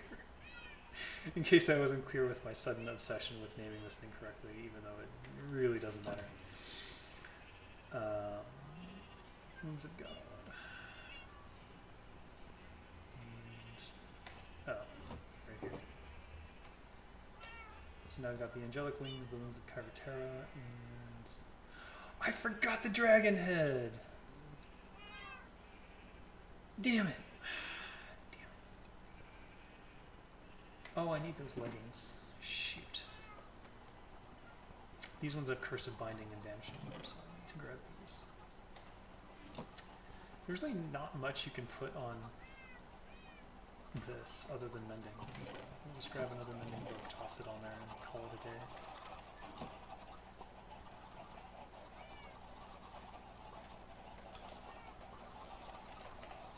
Now I've got a theme. Chiroterra.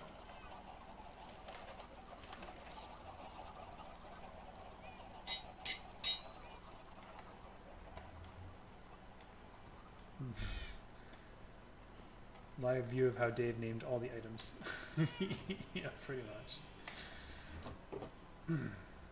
The reason I grabbed those is because this one has vanishing and binding. So I would wear them knowing that eventually I would probably be in some situation where I would die and lose them. So I gotta have a second pair. How did this get damaged? I gotta go fix this.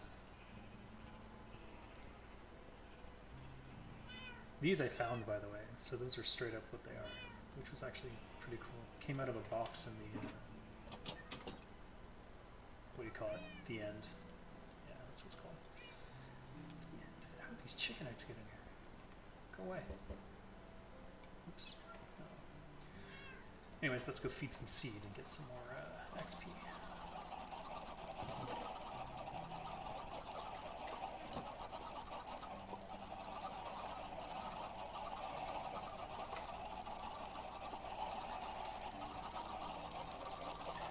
Yeah, if you have any questions about my creative process, how I write stuff, anything like that, just let me know.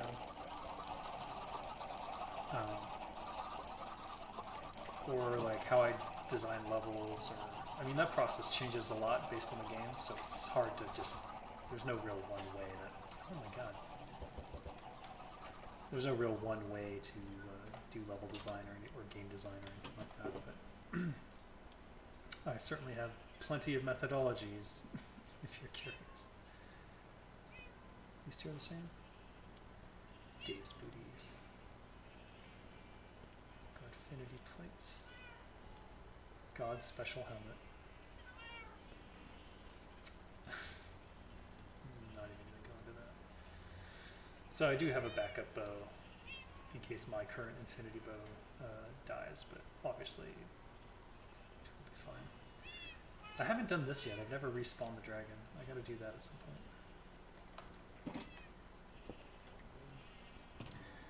And backup gear goes back where it's safe.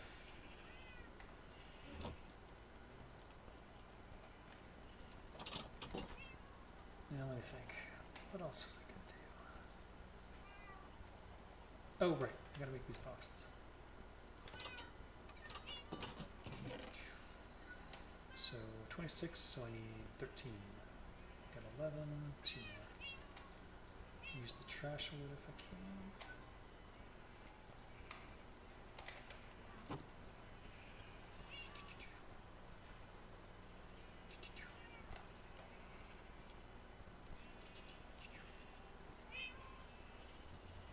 That's it. Clean that up a little, that's nice. Always nice to clean. And then you take half and half, and you dump this in the middle, and then you got a million shulker boxes and know where to put them.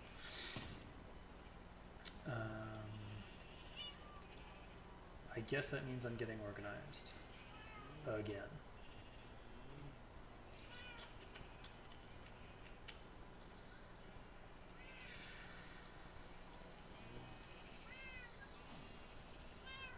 It's nice to have some of these loose, but I guess I don't need them. So let me think here. So I tend to like to have creation kits in these boxes. So for example, this plants box is full of all the different types of seeds and all the different types of trees. Am I missing one? What am I missing? I feel like I'm missing a tree. That upsets me. And then the bone is for the bone meal in case I needed to start production. So literally I could fly somewhere, anywhere, and just start up a whole new settlement if I wanted to. That's sort of the purpose of that. I suppose I'm missing the brown mushrooms. Also, I would need mycelium. So maybe I move the podzol? I should have dirt as well. But do you really need dirt? I don't know, maybe you do. Potentially you might need grass. Alright, these are going in. I hadn't considered that possibility. Also, I should have at least a bucket of water. Such a slacker. Let's put 2 in there. Now it's a real, well, at least it's a better kit. Wheat, cocoa, sweet berry, carrots, potatoes, red mushroom, beetroot, bamboo, sugarcane, spruce, dark oak, birch, oak. Let's move this. That's out of order.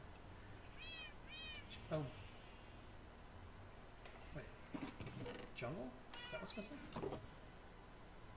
Jungle's missing. Right, I pulled all the jungle out to go start a jungle farm. it was just jumbled. Okay, that's why. I knew something was missing. This is my OCD. What else? Oh, vines. Gotta have vines.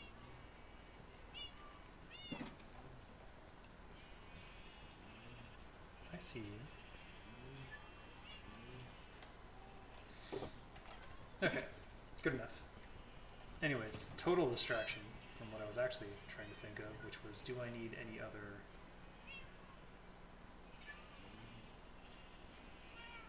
Yeah, okay. So here's what I'm going to do. I'm going to make a box for each type of stone. Yeah, that's what I'm going to do. So there's... Okay, stone, so 1, 2, 3, 4. Okay, stone, granite, andesite, diorite,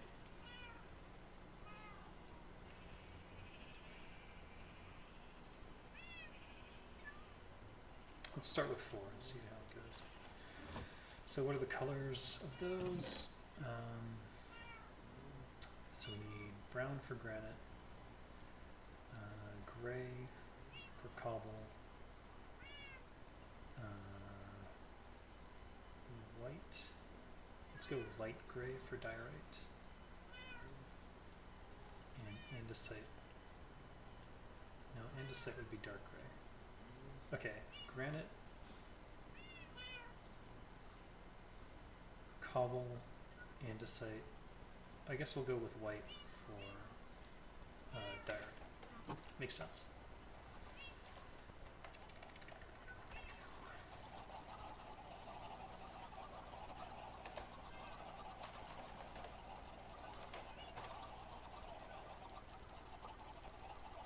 Wait, what did I say? No, that's andesite. This is cobble. Wait, what am I doing? Oh. I'm an idiot. You should dye them first, you dummy. Right. Cobble, I said, would be light gray. Andesite would be gray. Granite would be brown.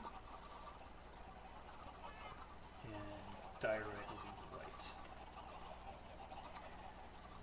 So the gray one is... Boy, that's pretty dark. But anyways, andesite. Granite.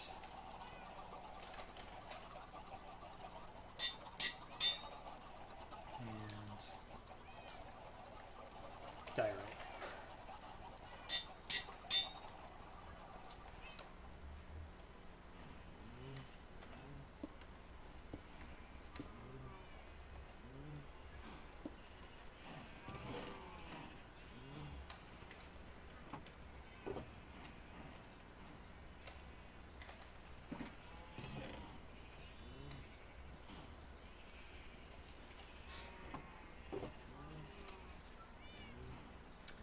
Should empty some of this garbage out of my inventory so I can do stuff.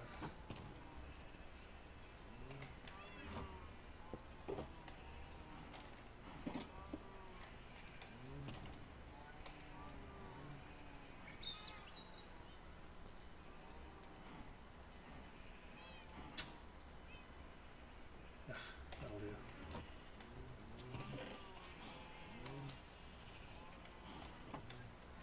Do I have any tips for aspiring scriptwriters? Yeah, I got a lot of tips. The first tip I would say is to, there's a YouTube video from the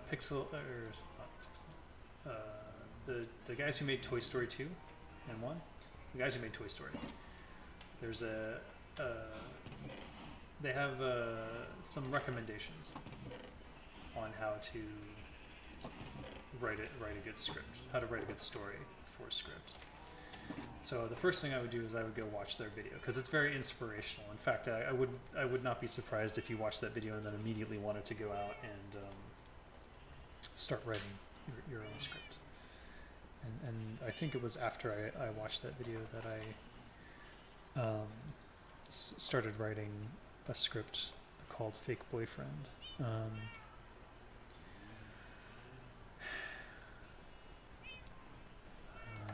Let me see if I can find that video actually, because it's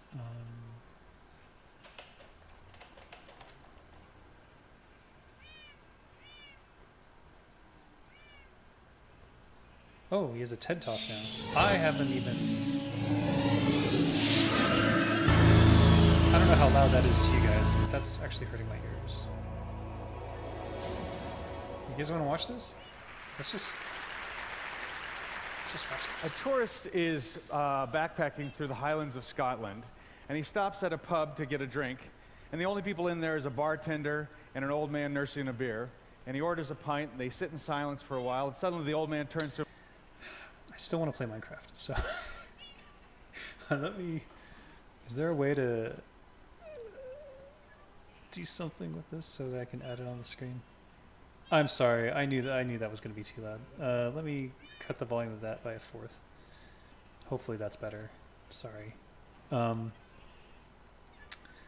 me capture that video over here on the left monitor and see if that way I don't have to stop playing Minecraft.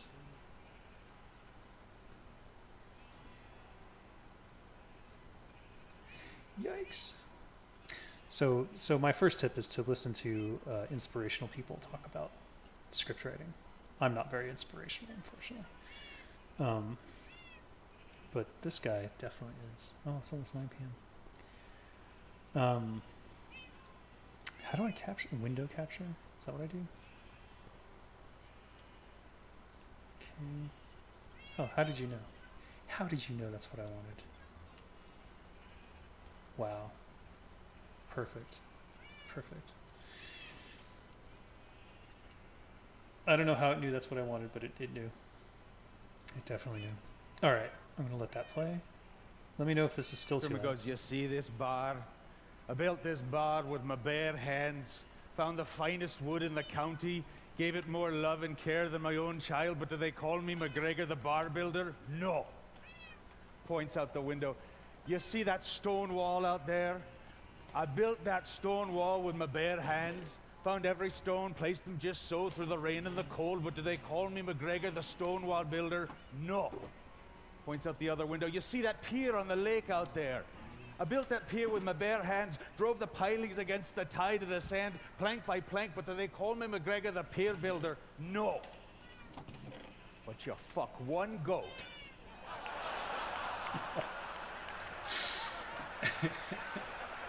That's awful.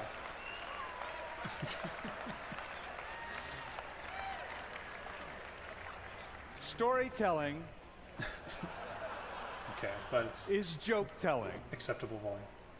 It's knowing your punchline, your ending, knowing that everything you're saying from the first sentence to the last is leading to a singular goal, and ideally confirming some truth that deepens our understandings of who we are as human beings. We all love stories. We're born for them. Stories affirm who we are. We all want affirmations that our lives have meaning. And nothing does a greater affirmation than when we connect through stories. It can cross the barriers of time, past, present, and future, and allow us to experience the similarities between ourselves and through others, real and imagined. The children's television host, Mr. Rogers, always carried in his wallet a quote from a social worker that said, frankly, there isn't anyone you couldn't learn to love once you've heard their story. And the way I like to interpret that is probably the most greatest story commandment, which is make me care. Please, emotionally, intellectually, aesthetically, just make me care. Yeah. We all know what it's like to not care. You've gone through hundreds of TV channels, just switching channel after channel, and then suddenly you actually stop on one. It's already halfway over, but something's caught you, and you're drawn in, and you care, that's not by chance, that's by design. So it got me thinking, what if I told you my history was a story? How I was born for it. How I learned along the way this subject matter. And to make it more interesting, we'll start from the ending, and we'll go to the beginning. And so if I were going to give you the ending of this story, it would go something like this. And that's what ultimately led me to speaking to you here at TED about story. And the most That's a current terrible story story. lesson that I've had was completing the film I've just done this year in 2012. The film is John Carter. It's based on a book called A Princess of Mars, which was written by Edgar Rice Burroughs. And Edgar Rice Burroughs actually put himself as a character inside this movie and is the narrator. And he's summoned by his rich uncle, John Carter, to his mansion with a telegram saying, "See me at once." But once he gets there, he's found out that his uncle has mysteriously passed away and been entombed in a mausoleum on the property. You won't find a keyhole. Thing only opens from the inside. He insisted. I think I have watched this Embalming, before, but it was open like coffin, a no while ago. funeral. Ah, you don't acquire the kind of wealth your uncle commanded by being like the rest of us, huh? Or have I? Come, let's go inside. No, I haven't.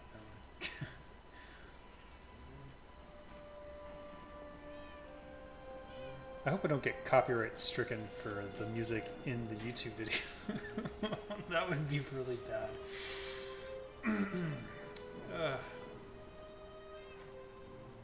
What this scene is doing, and it did in the book, is it's fundamentally making a promise. It's making a promise to you that this story will lead somewhere that's worth your time. And that's what all good stories should do at the beginning, is they should give you a promise. So you could do it in an infinite amount of ways. Sometimes it's as simple as once upon a time.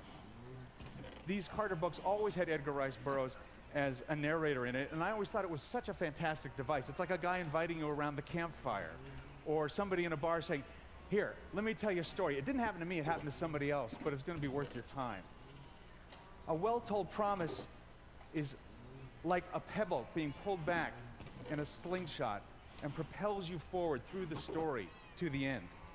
In 2008, I pushed all the theories that I had on story at the time to the limits of my understanding on this project.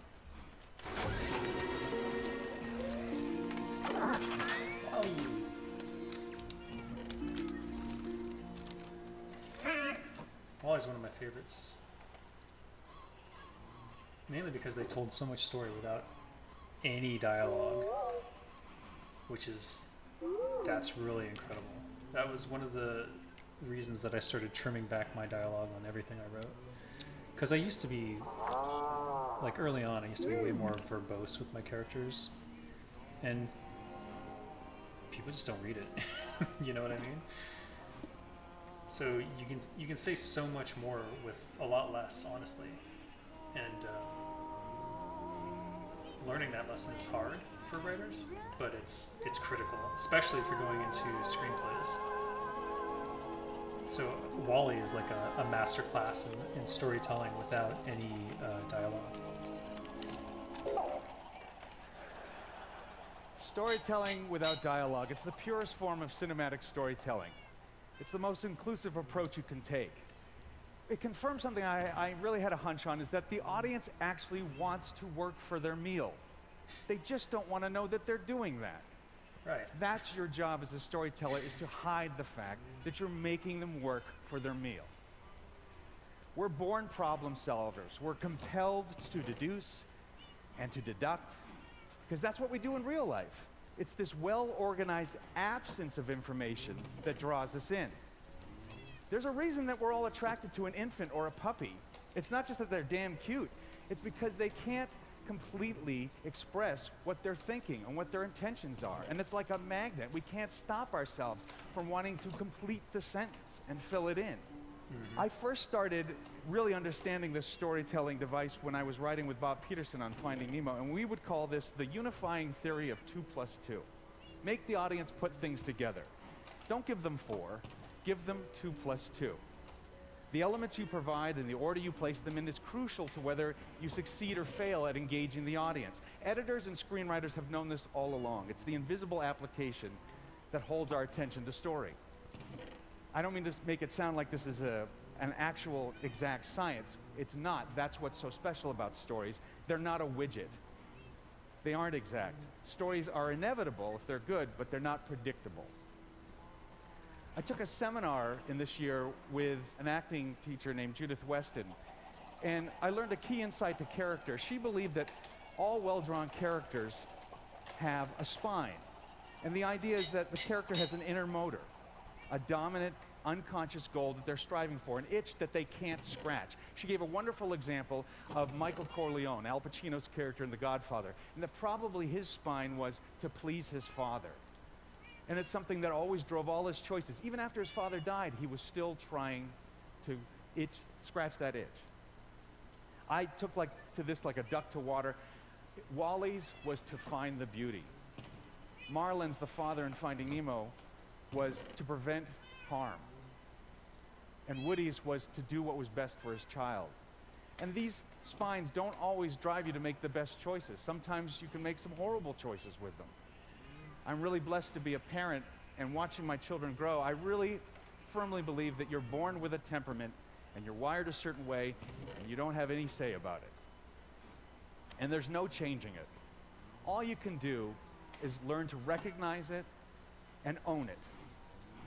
And some of us are born with temperaments that are positive, some are negative, but a major threshold is passed when you mature enough to acknowledge what drives you and to take the wheel and steer it. As parents, you're always learning who your children are, they're learning who they are, and you're still learning who you are. So we're all learning all the time. And that's why change is fundamental in story. If things go static, stories die, because life is never static.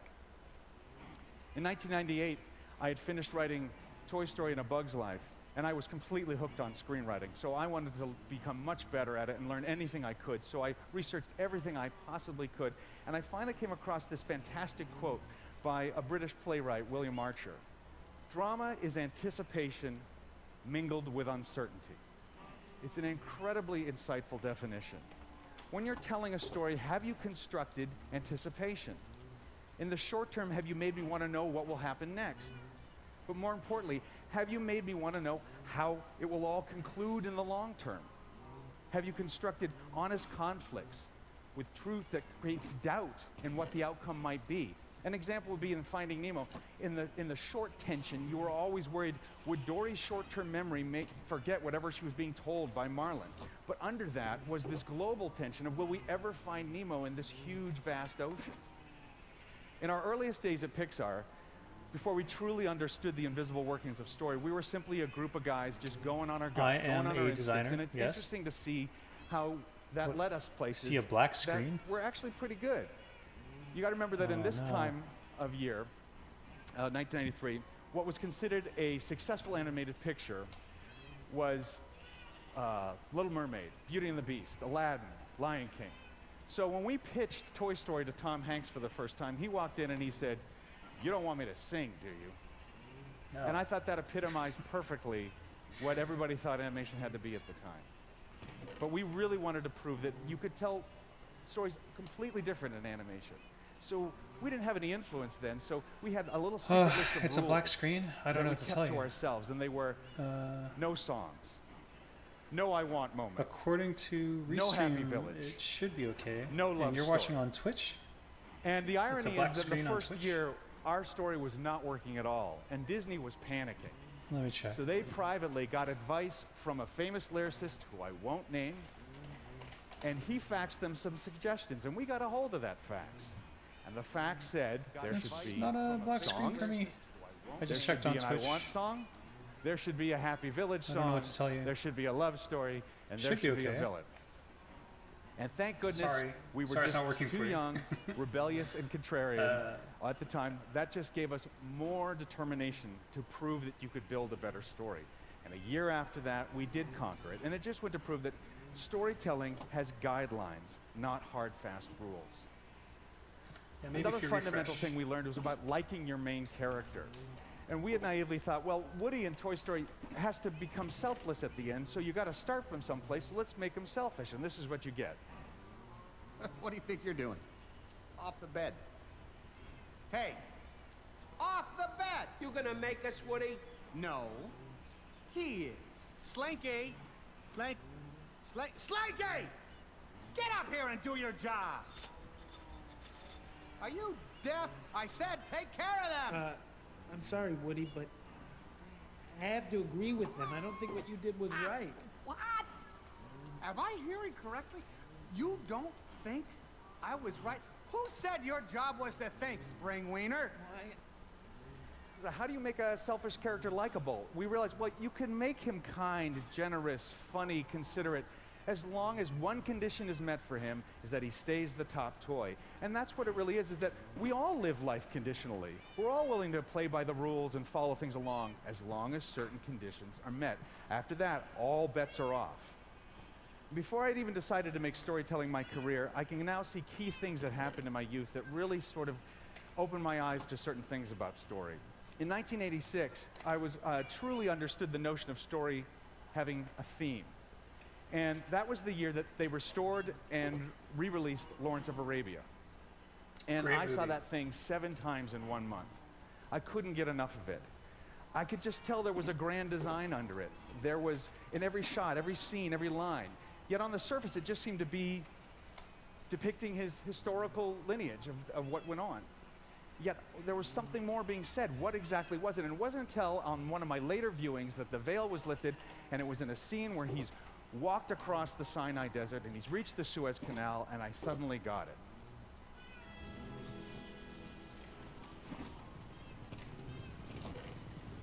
You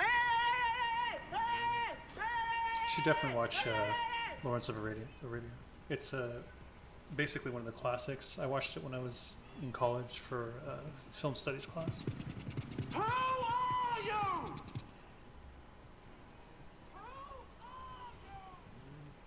That was the theme. Who are you? Here were all these seemingly disparate events and dialogues that just were chronologically telling the history of him, but underneath it was a constant, a guideline, a roadmap. Everything Lawrence did in that movie was an attempt for him to figure out where his place was in the world. A strong theme is always running through a well-told story. When I was 5, I was introduced to possibly the most major ingredient that I feel a story should have, but is rarely invoked. And this is what my mother took me to when I was 5. Come on, it's all right. Maybe. Look, the water is stiff. Not exactly a classic, but yet it is.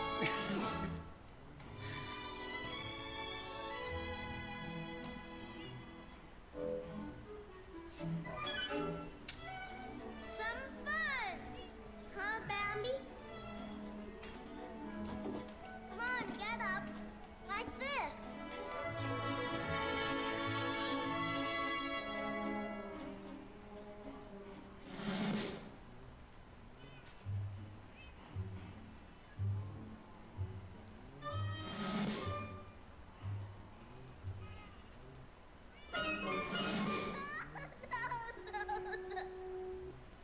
I walked out of there wide-eyed with wonder. And that's what I think the magic ingredient is, the secret sauce, is can you invoke wonder? Wonder is honest, it's completely innocent, it can't be artificially evoked. For me, there's no greater ability than the gift of another human being giving you that feeling. To hold them still just for a brief little bit moment off in their the rails day here. and have them surrender to wonder. When it's tapped, the affirmation of being alive reaches you almost to a cellular level. And when an artist does that to another artist, it's like you're compelled to pass it on. It's like a dormant command that's suddenly activated in you, like a call to Devil's Tower. Do unto others what's I been have some done to you. disagreement with this part The here. best stories infuse wonder. When I was 4 years old, I have a vivid memory of finding 2 pinpoint scars on my ankle and asking my dad what they were, and he said I had a matching pair like that on my head, but I couldn't see them because of my hair. And he explained that when I was born premature, that it came out much too early, and I wasn't fully baked. I was very, very sick. And when the doctor took a look at this yellow kid with black teeth, he looked straight at my mom and said, "He's not going to live." And I was in the hospital for months many blood transfusions later, I lived. And that made me special. I don't know if I really believe that. I don't know if my parents really believed that. But I didn't want to prove them wrong. Whatever I ended up being good at, I would strive to be worthy of the second chance I was given.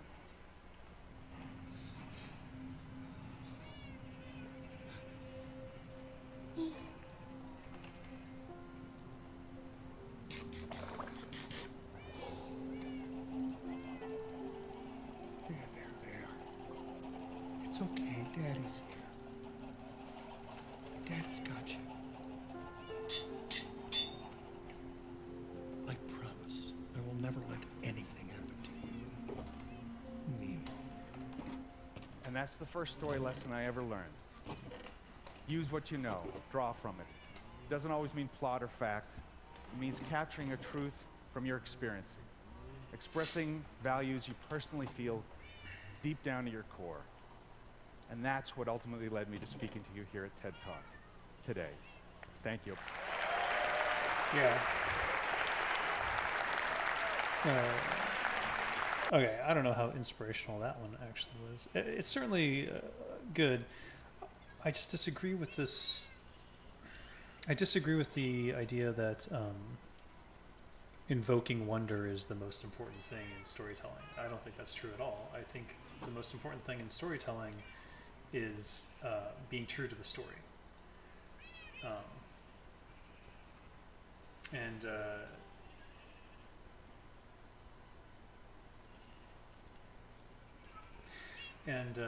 that could mean invoking horror. That could mean invoking revulsion. Certainly, he's on brand here in that Toy Story and Up and a lot of the Pixar films do a good job of invoking wonder, or at least involvement in the story. You certainly feel for the characters and you can relate to what they're feeling. But I mean, there are movies that invoke other emotions that are not wonder that are just as good. Like, you know, Terminator doesn't invoke a sense of wonder; it invokes a sense of horror. Aliens, similarly. I guess you could be in wonderment at what's going on there. Anyways, the point of that was that I forgot how to make flint and steel. The point of that was not that he's wrong. It's just that it's certainly he's very specific in his application of their Pixar's form of storytelling, and they're really good at it. So you know, I'm not denying that at all. But I do think there are other emotions that you can invoke with your storytelling. The point is to invoke any emotions, or to even invoke a gamut of emotions, like joy one moment and sorrow the next. Like some of the best movies go through the whole range, and some of the best actors are really good at expressing those things. But in terms of so that I think that was a good that was good to get you started on like what sort of storytelling you might want to do and how you can tell stories. And I think the key takeaway from that one, at least it was for me, was storytelling through, especially for screenplays and often for video games too, is showing, not telling. Because you can have exposition dialogue, like a villain telling you how evil he is and stuff, and sometimes that trope is good to fulfill because people are expecting it. But also they should show you how evil they are, how bad they are. Like, I'll just go back to it because I always use it. The Culling of Stratholme. It wasn't Arthas necessarily. He wasn't standing there during the whole level telling you his ideals of how he's going to save the kingdom through murdering everyone. Not only did he basically have to kill the entire village, we made the player complicit in killing the entire village, and that sparks horror and revulsion, I hope. in the player, in that they have to they have to undertake these heinous deeds in order to continue. And because it's Arthas' story, you're not necessarily, you don't have to feel complicit. Certainly you should feel bad when you're doing it, but not so bad that you don't continue. That's the medium where games get a little iffy. There's this thing called ludonarrative dissonance that writers in games are always talking about. And if you ever bring it up, if you ever are at like a game convention or GDC, or you're or just hanging out in a bar and you happen to run into another game writer, if you say ludonarrative dissonance, you expect a 2-hour conversation, because it's maybe I should explain what ludonarrative dissonance is. Ludonarrative dissonance is, so dissonance is when your brain is trying to match these two incongruent concepts. So, for example, in games, and this is the most common one, the story may be telling you that you have to care about the people in this kingdom, and then in the game, you go around and you murder all these people.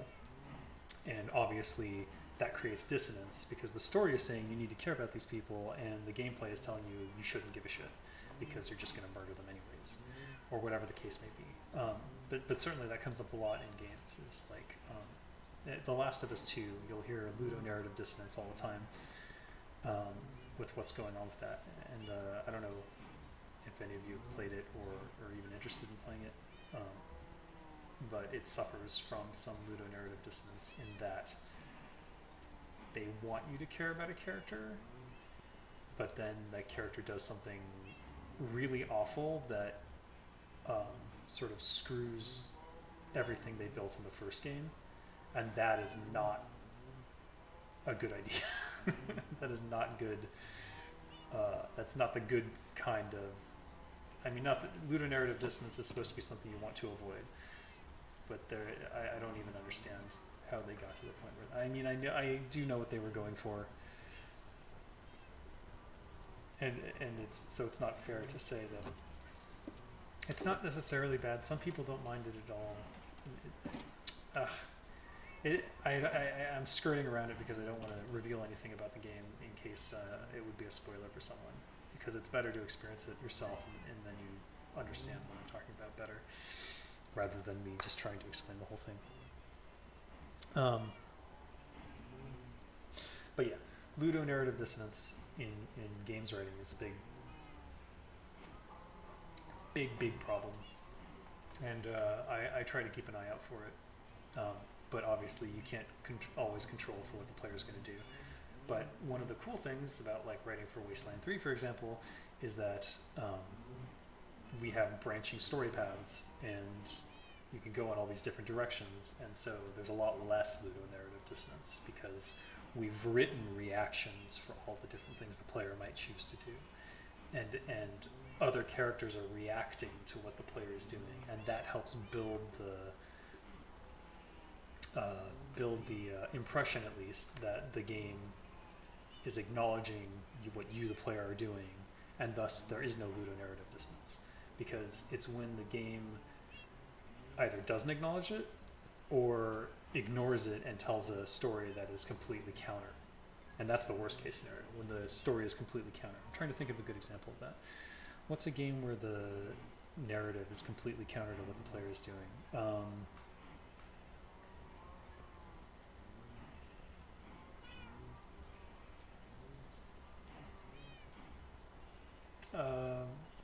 Bioshock.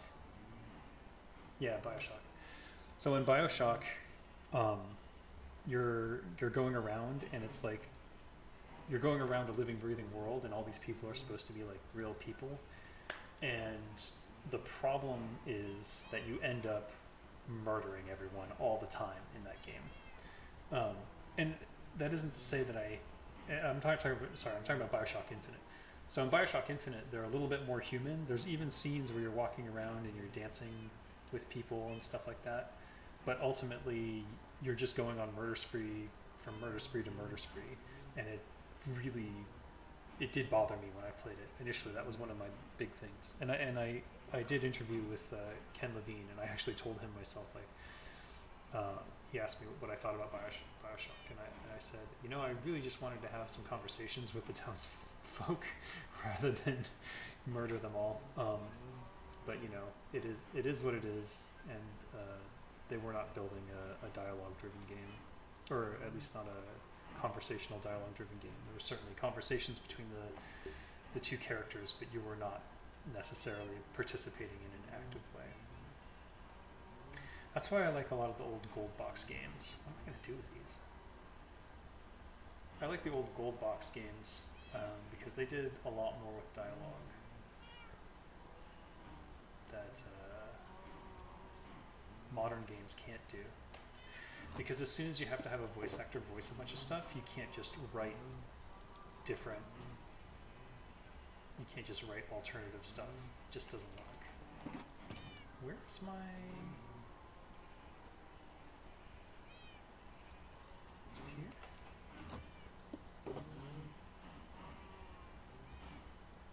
Oh no. What do I do with it?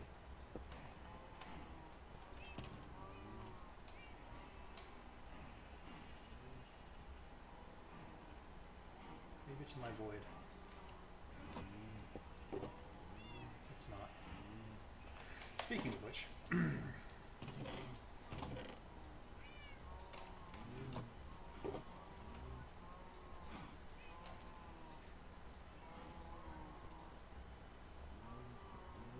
we really need all these speed potions? What is this? I gotta diversify this collection of stuff. Slow falling's good. Let's get rid of some speed.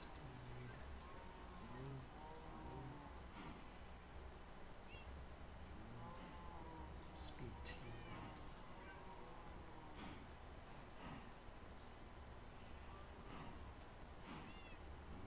Slow falling. Night vision. Water breathing. Oh, I see why.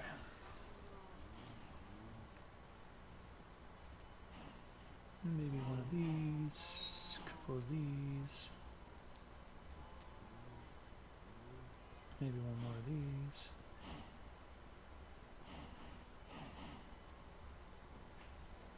It'd be good to have at least one of these. Did I pull that out? I shouldn't have. Totally lost my train of thought. I don't know what I was talking about. OCD takes over and I forget what I was saying. Boo me. Some water breathing in here too. This has its own drawer. Is it running out? No.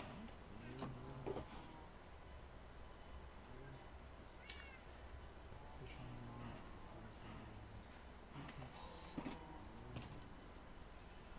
Apples. This is for dezombifying. Though if I miss with that, it's going to be a pain. Fire resist. These can go out. Jump boost. I just like the versatility. An extra fire resist is not going to be a thing we don't want. Should definitely have more water breathing now. Definitely.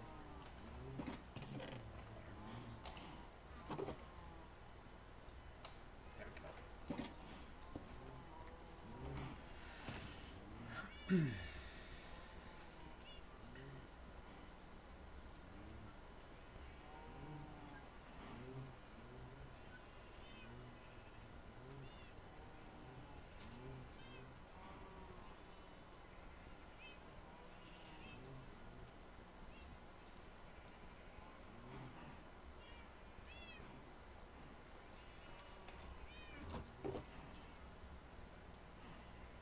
I had a thing that the Nautilus shells go around, and I don't know what it is.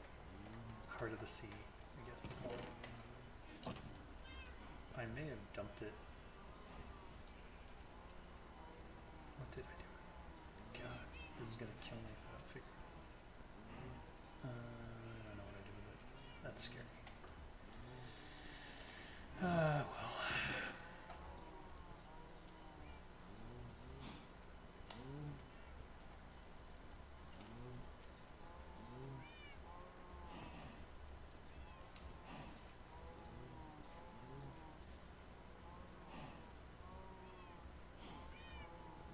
Did I answer your question about tips for screenwriting?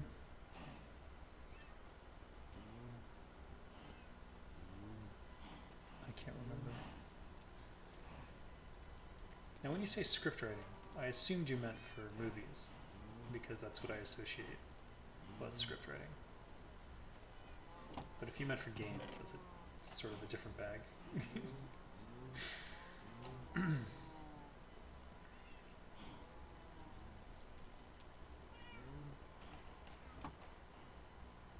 I'm trying to think what I was gonna do. Oh right, still got 6 more boxes to do. What am I gonna do with these? Oh, I know exactly what to do with this one.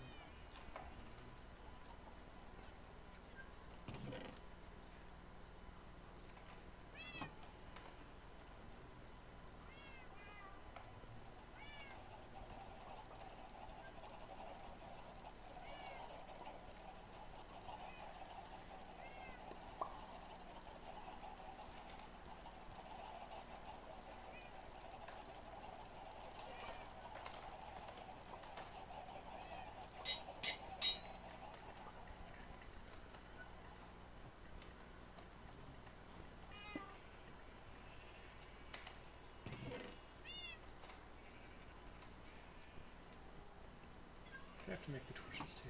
Maybe I should. Wait, these are just pumpkins.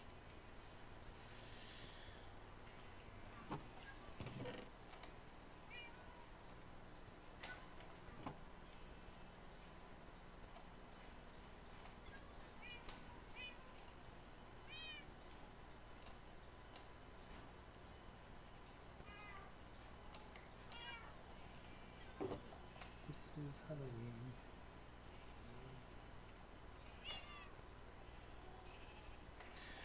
Definitely need more torches. Shoot.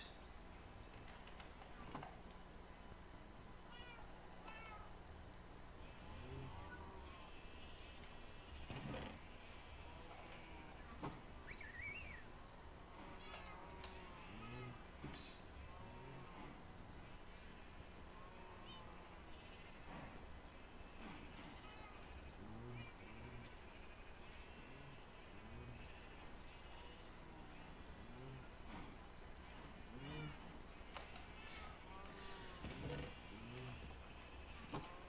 Oh.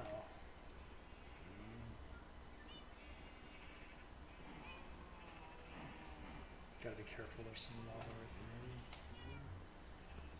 Don't want to accidentally destroy stuff.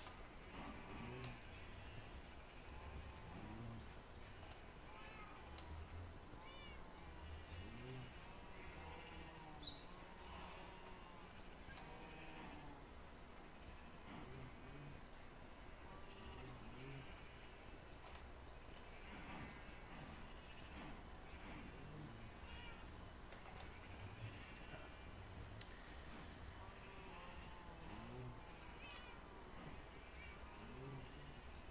Can you tell when my OCD takes over and I can't even talk anymore? I can. It's embarrassing, honestly.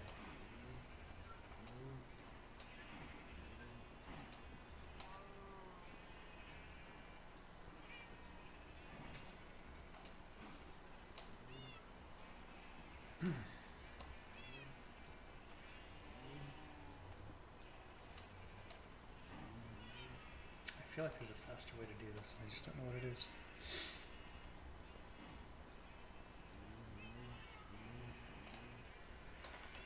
Let me think. What other topics should I broach?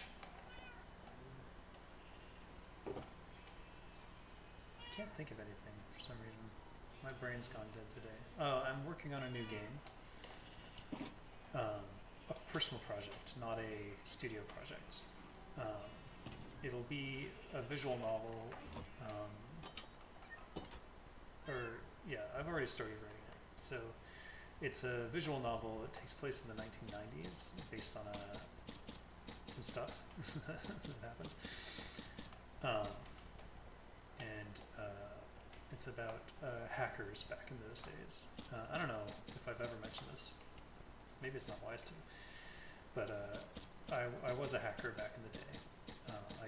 I grew up on all the, like, I'm talking like the 90s.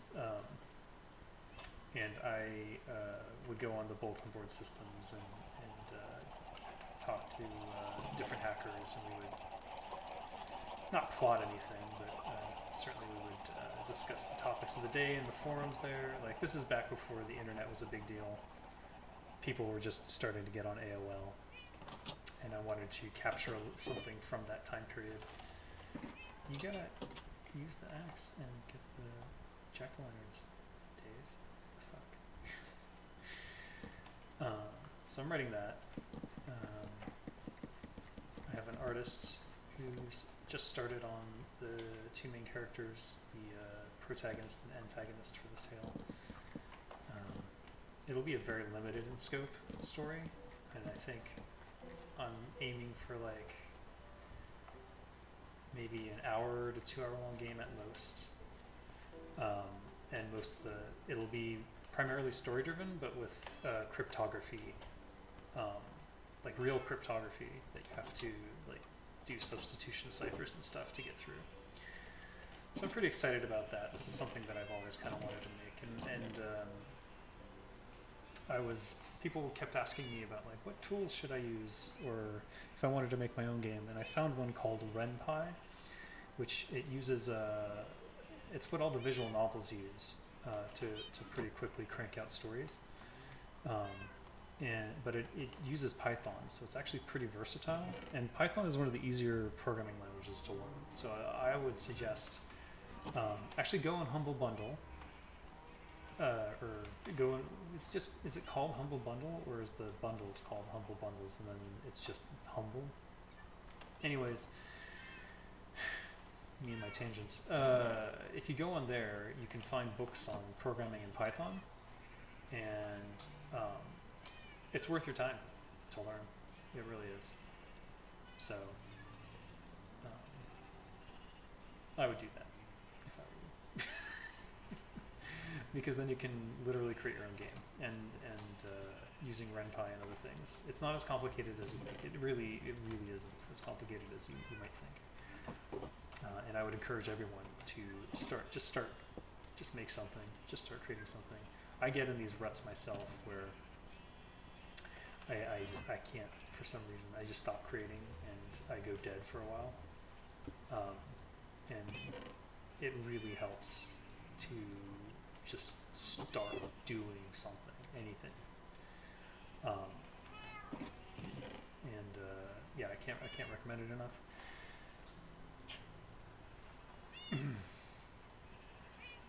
Having said that, I haven't actually made anything yet. I've just got the outlines. So maybe I'm not one to talk, but yeah.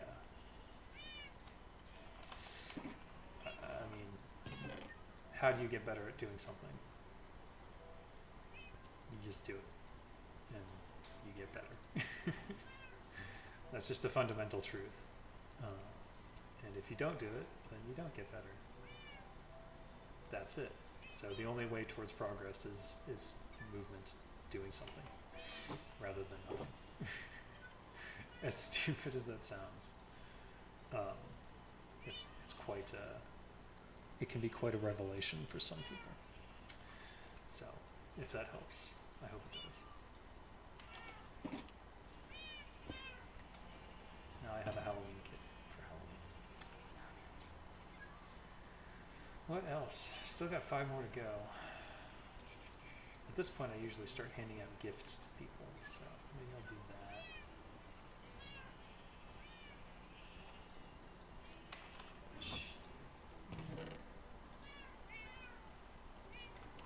I'll make a Marina's box. Marina's a friend of mine.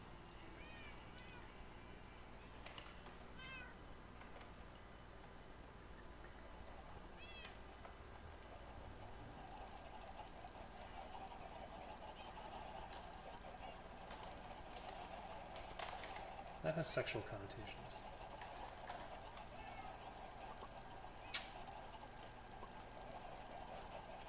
There you go.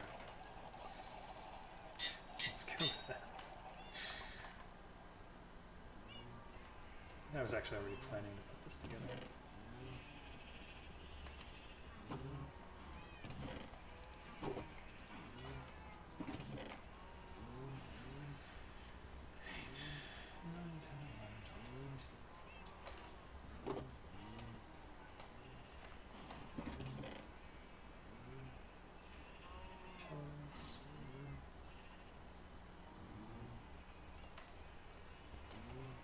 Oops.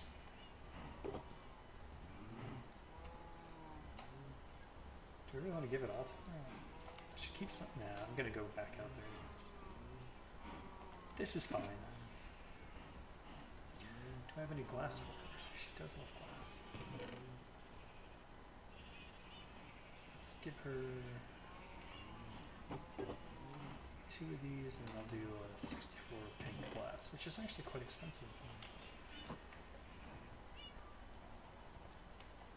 How much pink do I have? Not enough? I don't know if that's enough. I think it is.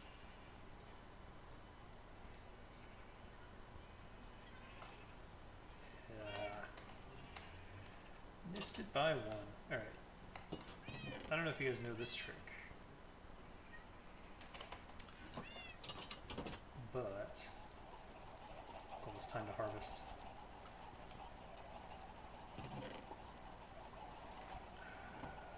Let's see. We need more pink.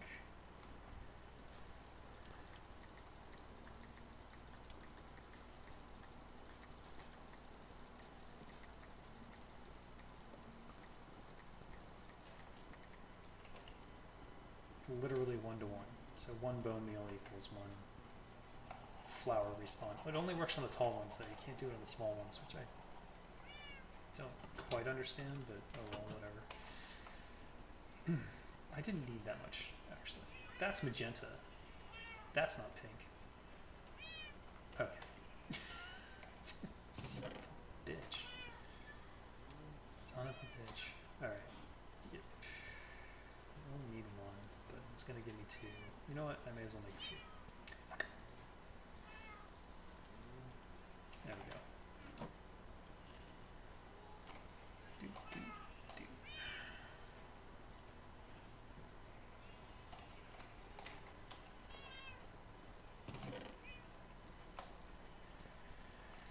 Yar. There. I'll just give her these flowers too, because she would like that. We'll take out a stack. We'll take out the small stack. Will be nice. That and that. That's pretty good. That is a proper Marina gift. And we'll keep this here till we find her.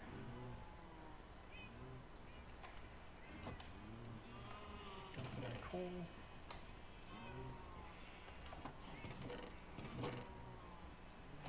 Still got 4 more boxes.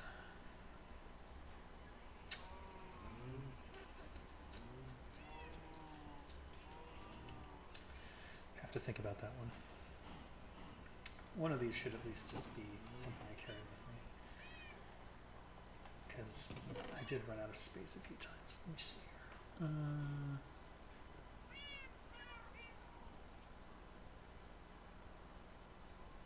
So we have, I believe that's purple. I'd like a lime green one. My only issue is I don't want to get these mixed up with stuff I have in the, yeah.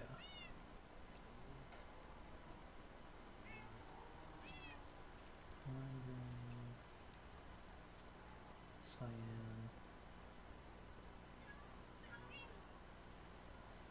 I do like yellow. Do another white one. Yeah.